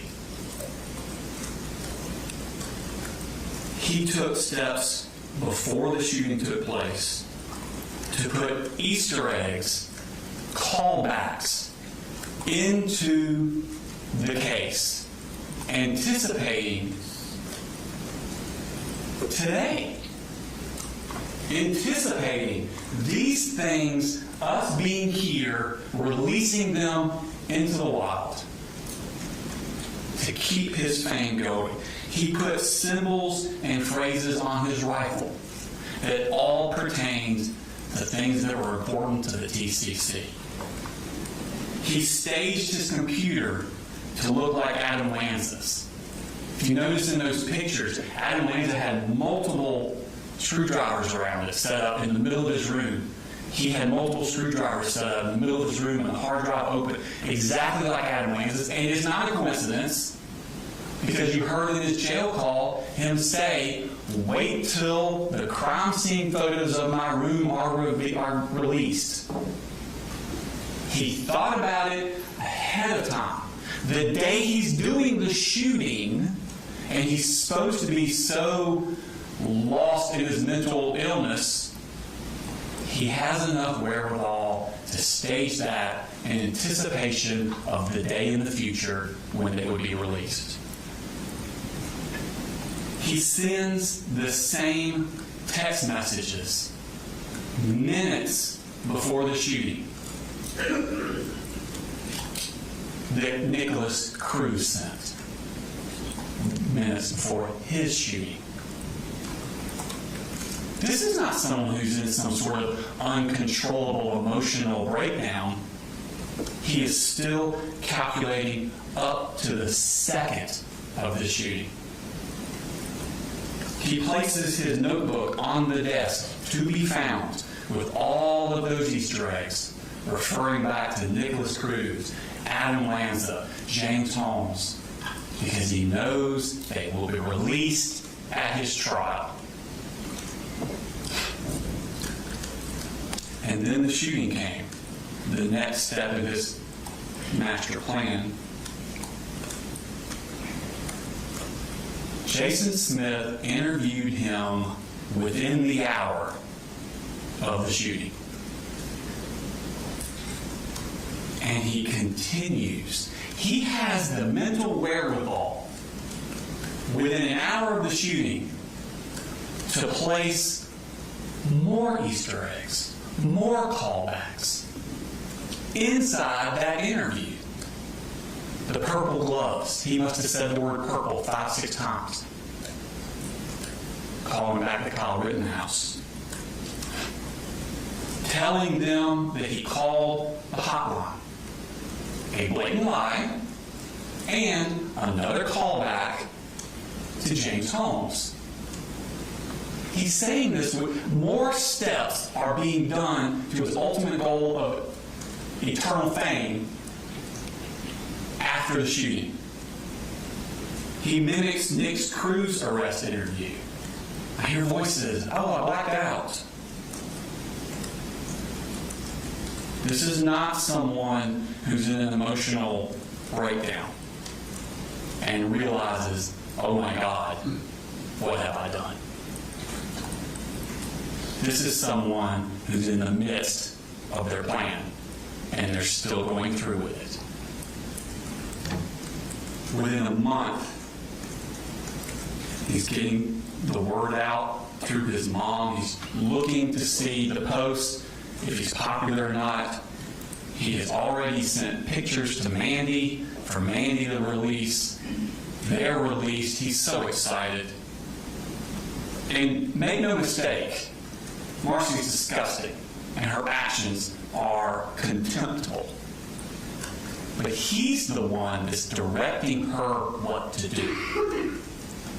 He's the one that says, pull up Tumblr, pull up mass killers on Reddit, call Mandy, tell Mandy to do this, make sure that happens. I know she's supposed to be the parent, but he's the one that's directing all this.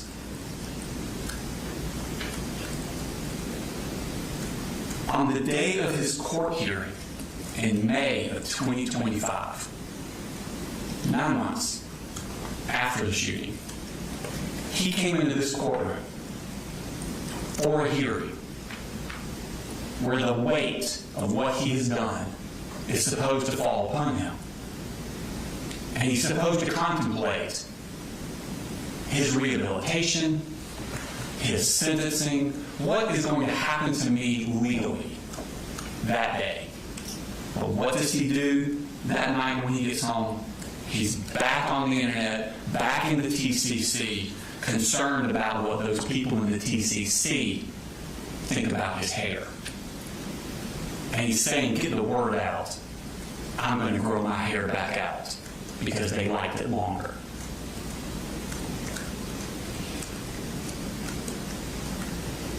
He had a bad childhood. We're not contesting that.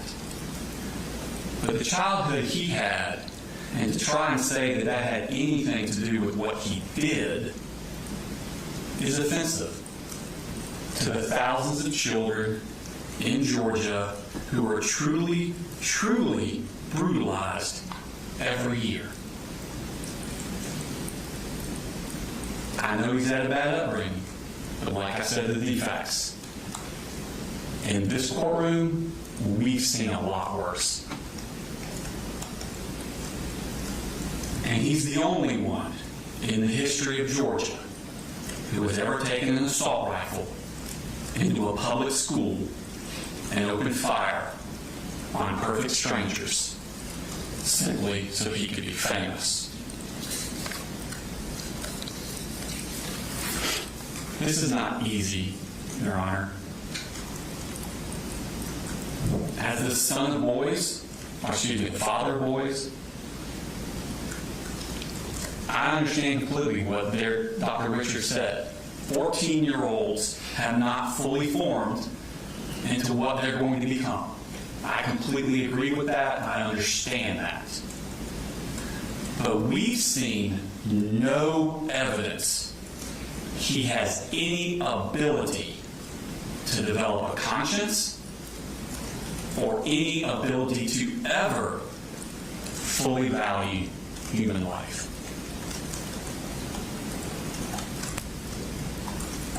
It's like a shark in the swimming pool. I don't know why the shark's the way he is. Is he born that way? He had bad parenting? Is it instincts? Something terrible? It's truly evil?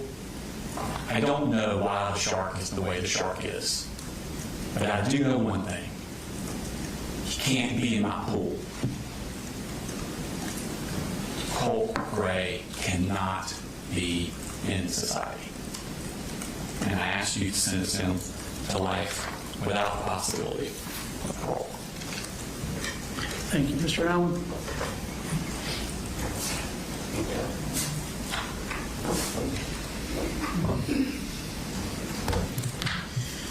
Thank you, Judge.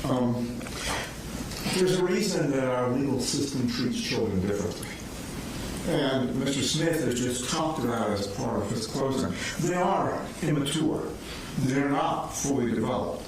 Their characters can be changed, molded, and mangled by whatever force grabs onto them when it's not filled with the proper things. Colt Gray's life was not filled with the proper things. His parents didn't give him any stability. His parents didn't give him any of his needs. His parents didn't give him proper medical care. And most importantly, they did not give him proper psychological and mental health care. When they saw him deteriorating, when they saw him drawing into himself, when they saw him disappearing into his room, what did they do? They spent their time in their own worlds, on drugs, buying guns, and splitting up and coming back together and splitting up and changing schools and giving absolutely no stability. Children, in the best of circumstances, need stability. Children that have special needs, by nature, need even more stability, more predictability, not less. Colt got less. Colt had issues that his grandmother was willing or able to identify when he was young that the parents didn't do anything about. Colt got less stability than he needed, which made him even more vulnerable. As we look at how we sentence somebody, and we're not taking the position that he didn't do something wrong and heinous and horrible, that has to be admitted, and he's admitted that. And he's come forward to it. He could have had a trial, but he didn't.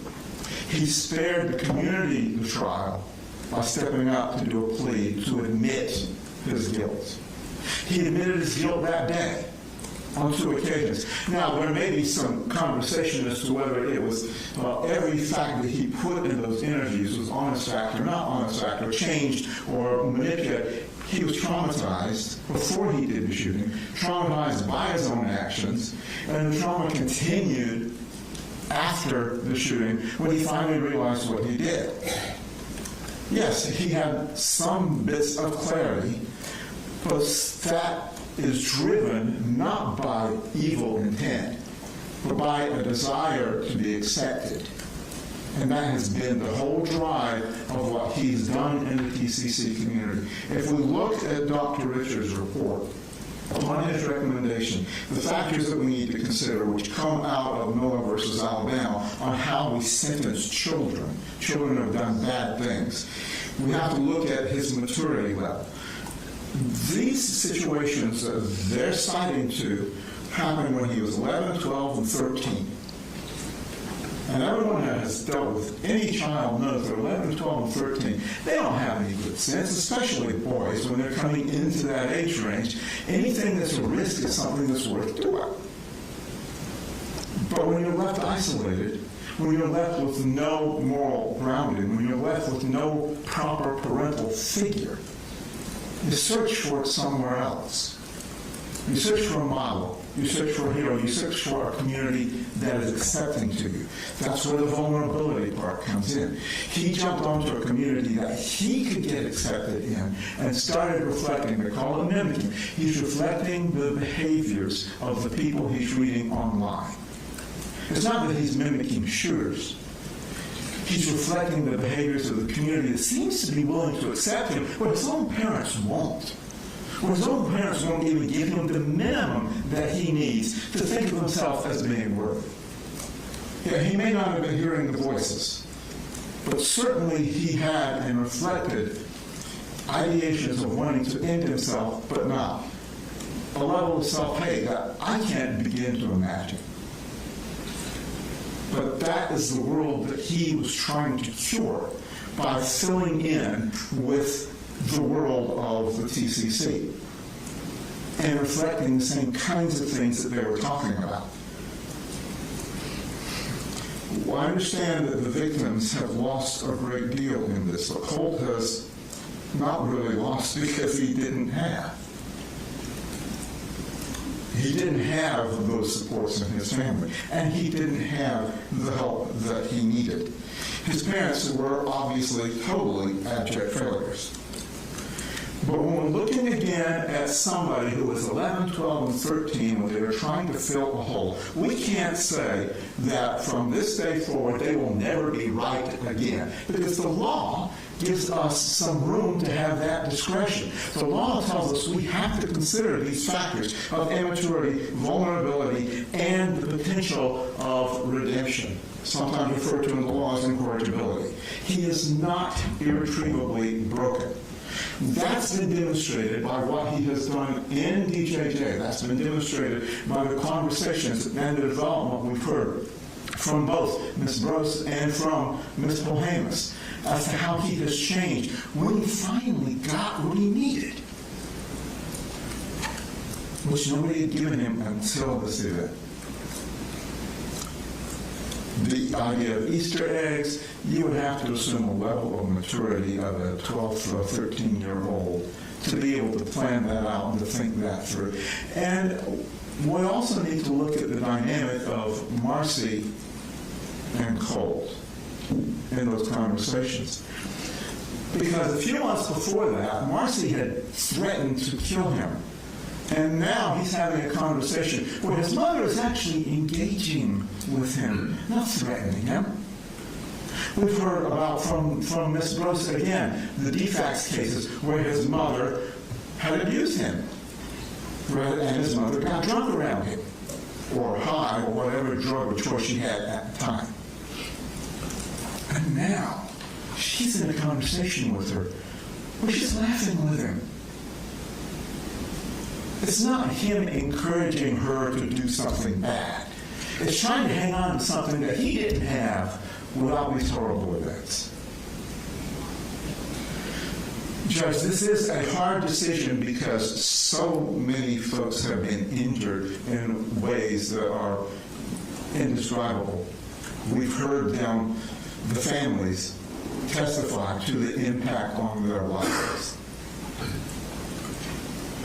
But that impact does not overweigh the court's responsibility to look at the factors in Miller and to understand that Colt was at an extremely vulnerable time in his life when he didn't get what he needed at a very young age. And that certainly doesn't mean that once we give him what he needs now going forward, he can't be made a productive member of society. The minimum that we understand, Judge, is life with parole. He will be given a life sentence. With parole, it gives him an opportunity of hope.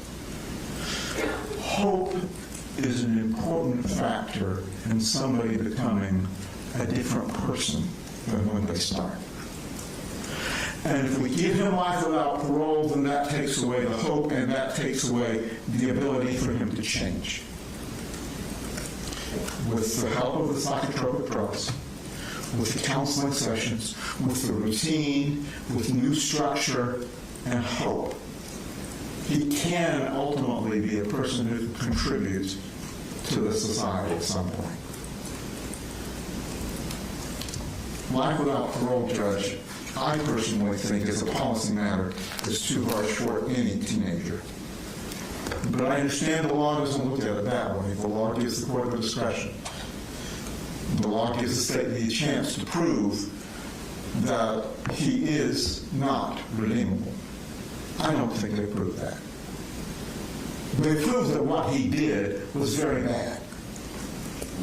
They proved that what he did had some planning to it. But to the degree that he is such a twisted individual that he cannot be improved, I don't buy that. I don't think they proved that. I think what we have shown is that he can improve with the right help. And we're asking this court to sentence him to the minimum, one count of life with parole. Thank you. Any last words? All right.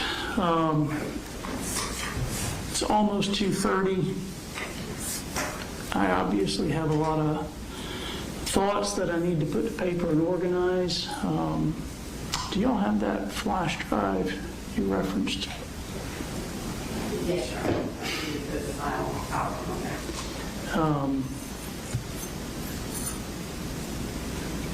I don't know how long it's going to take me. It often takes me longer than I think it's going to. So I would say I'll shoot for 3:40. That's an hour and 15 minutes from now. I say this somewhat tongue-in-cheek. If I'm not done then, please wait longer. So 340 will be the goal. Thank you.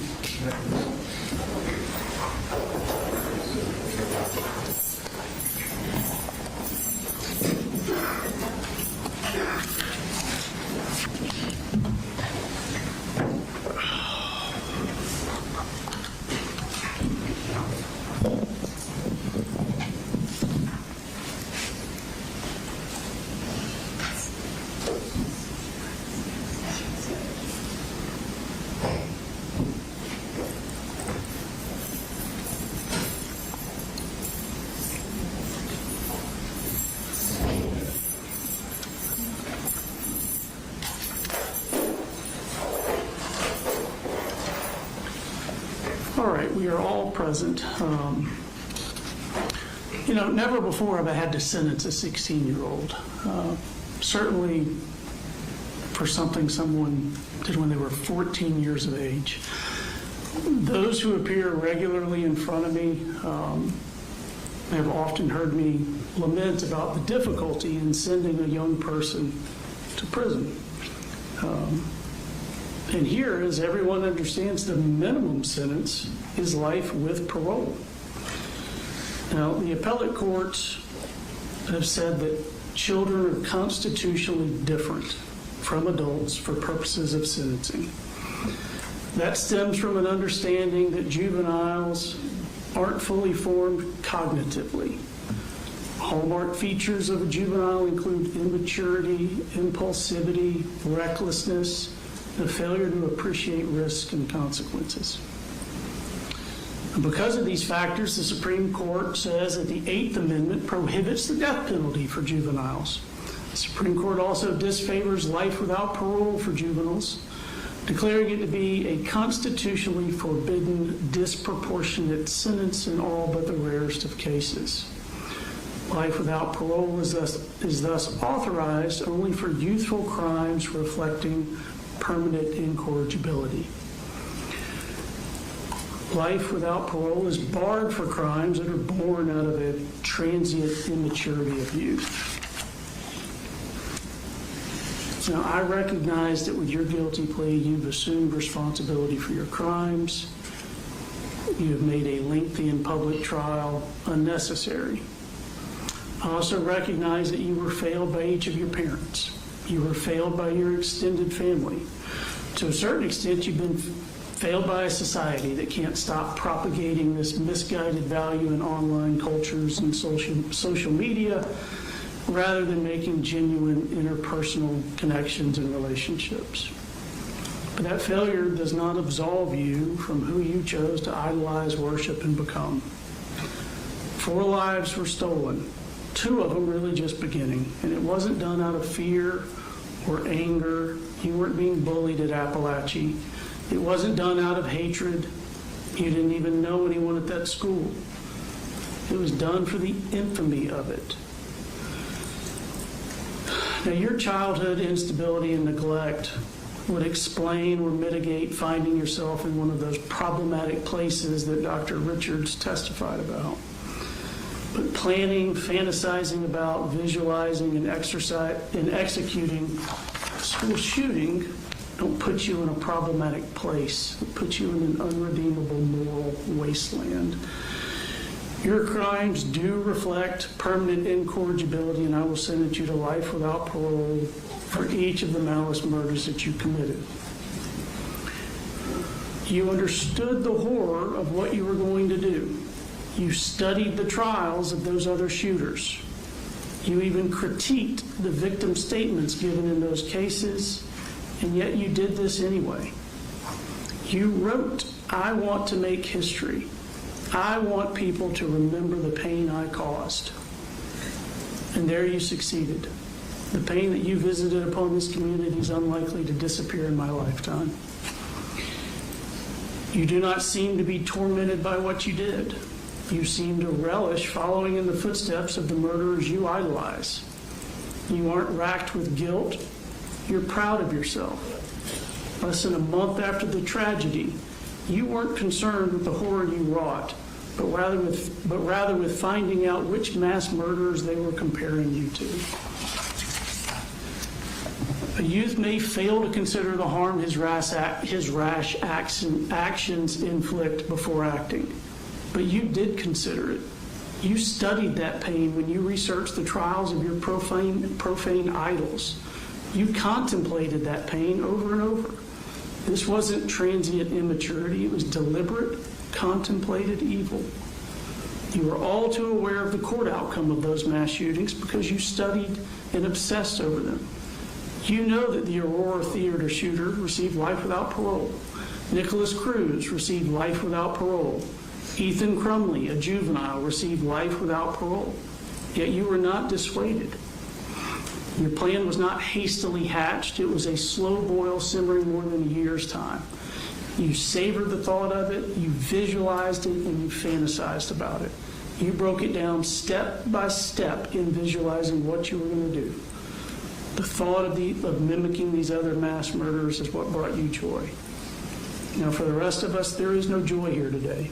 There's only a measure of closure. The slain will not return to life, the injured will not forget their wounds, and a 16-year-old boy will live and die in prison.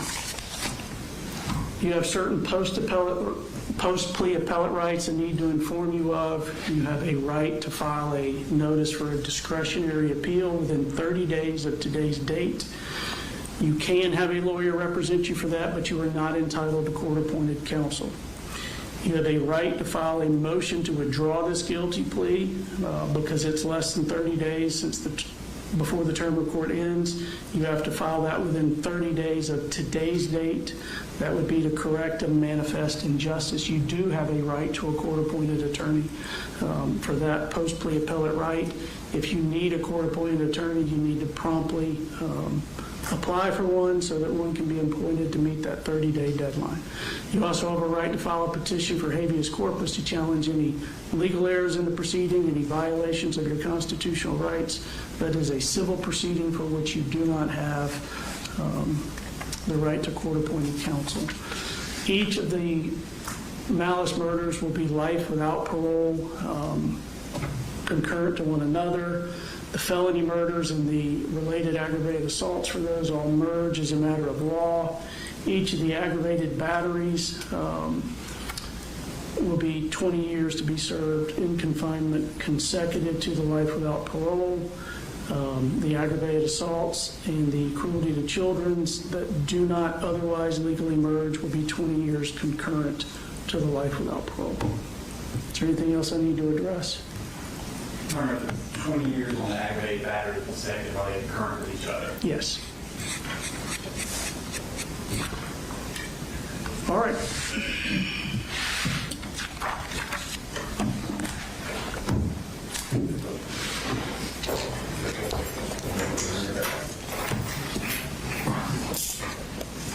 We're adjourned.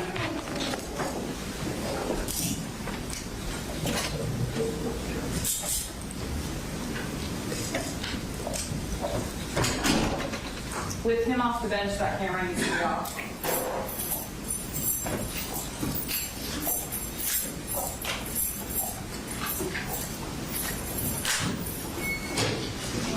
If we get everybody to start falling out road by road,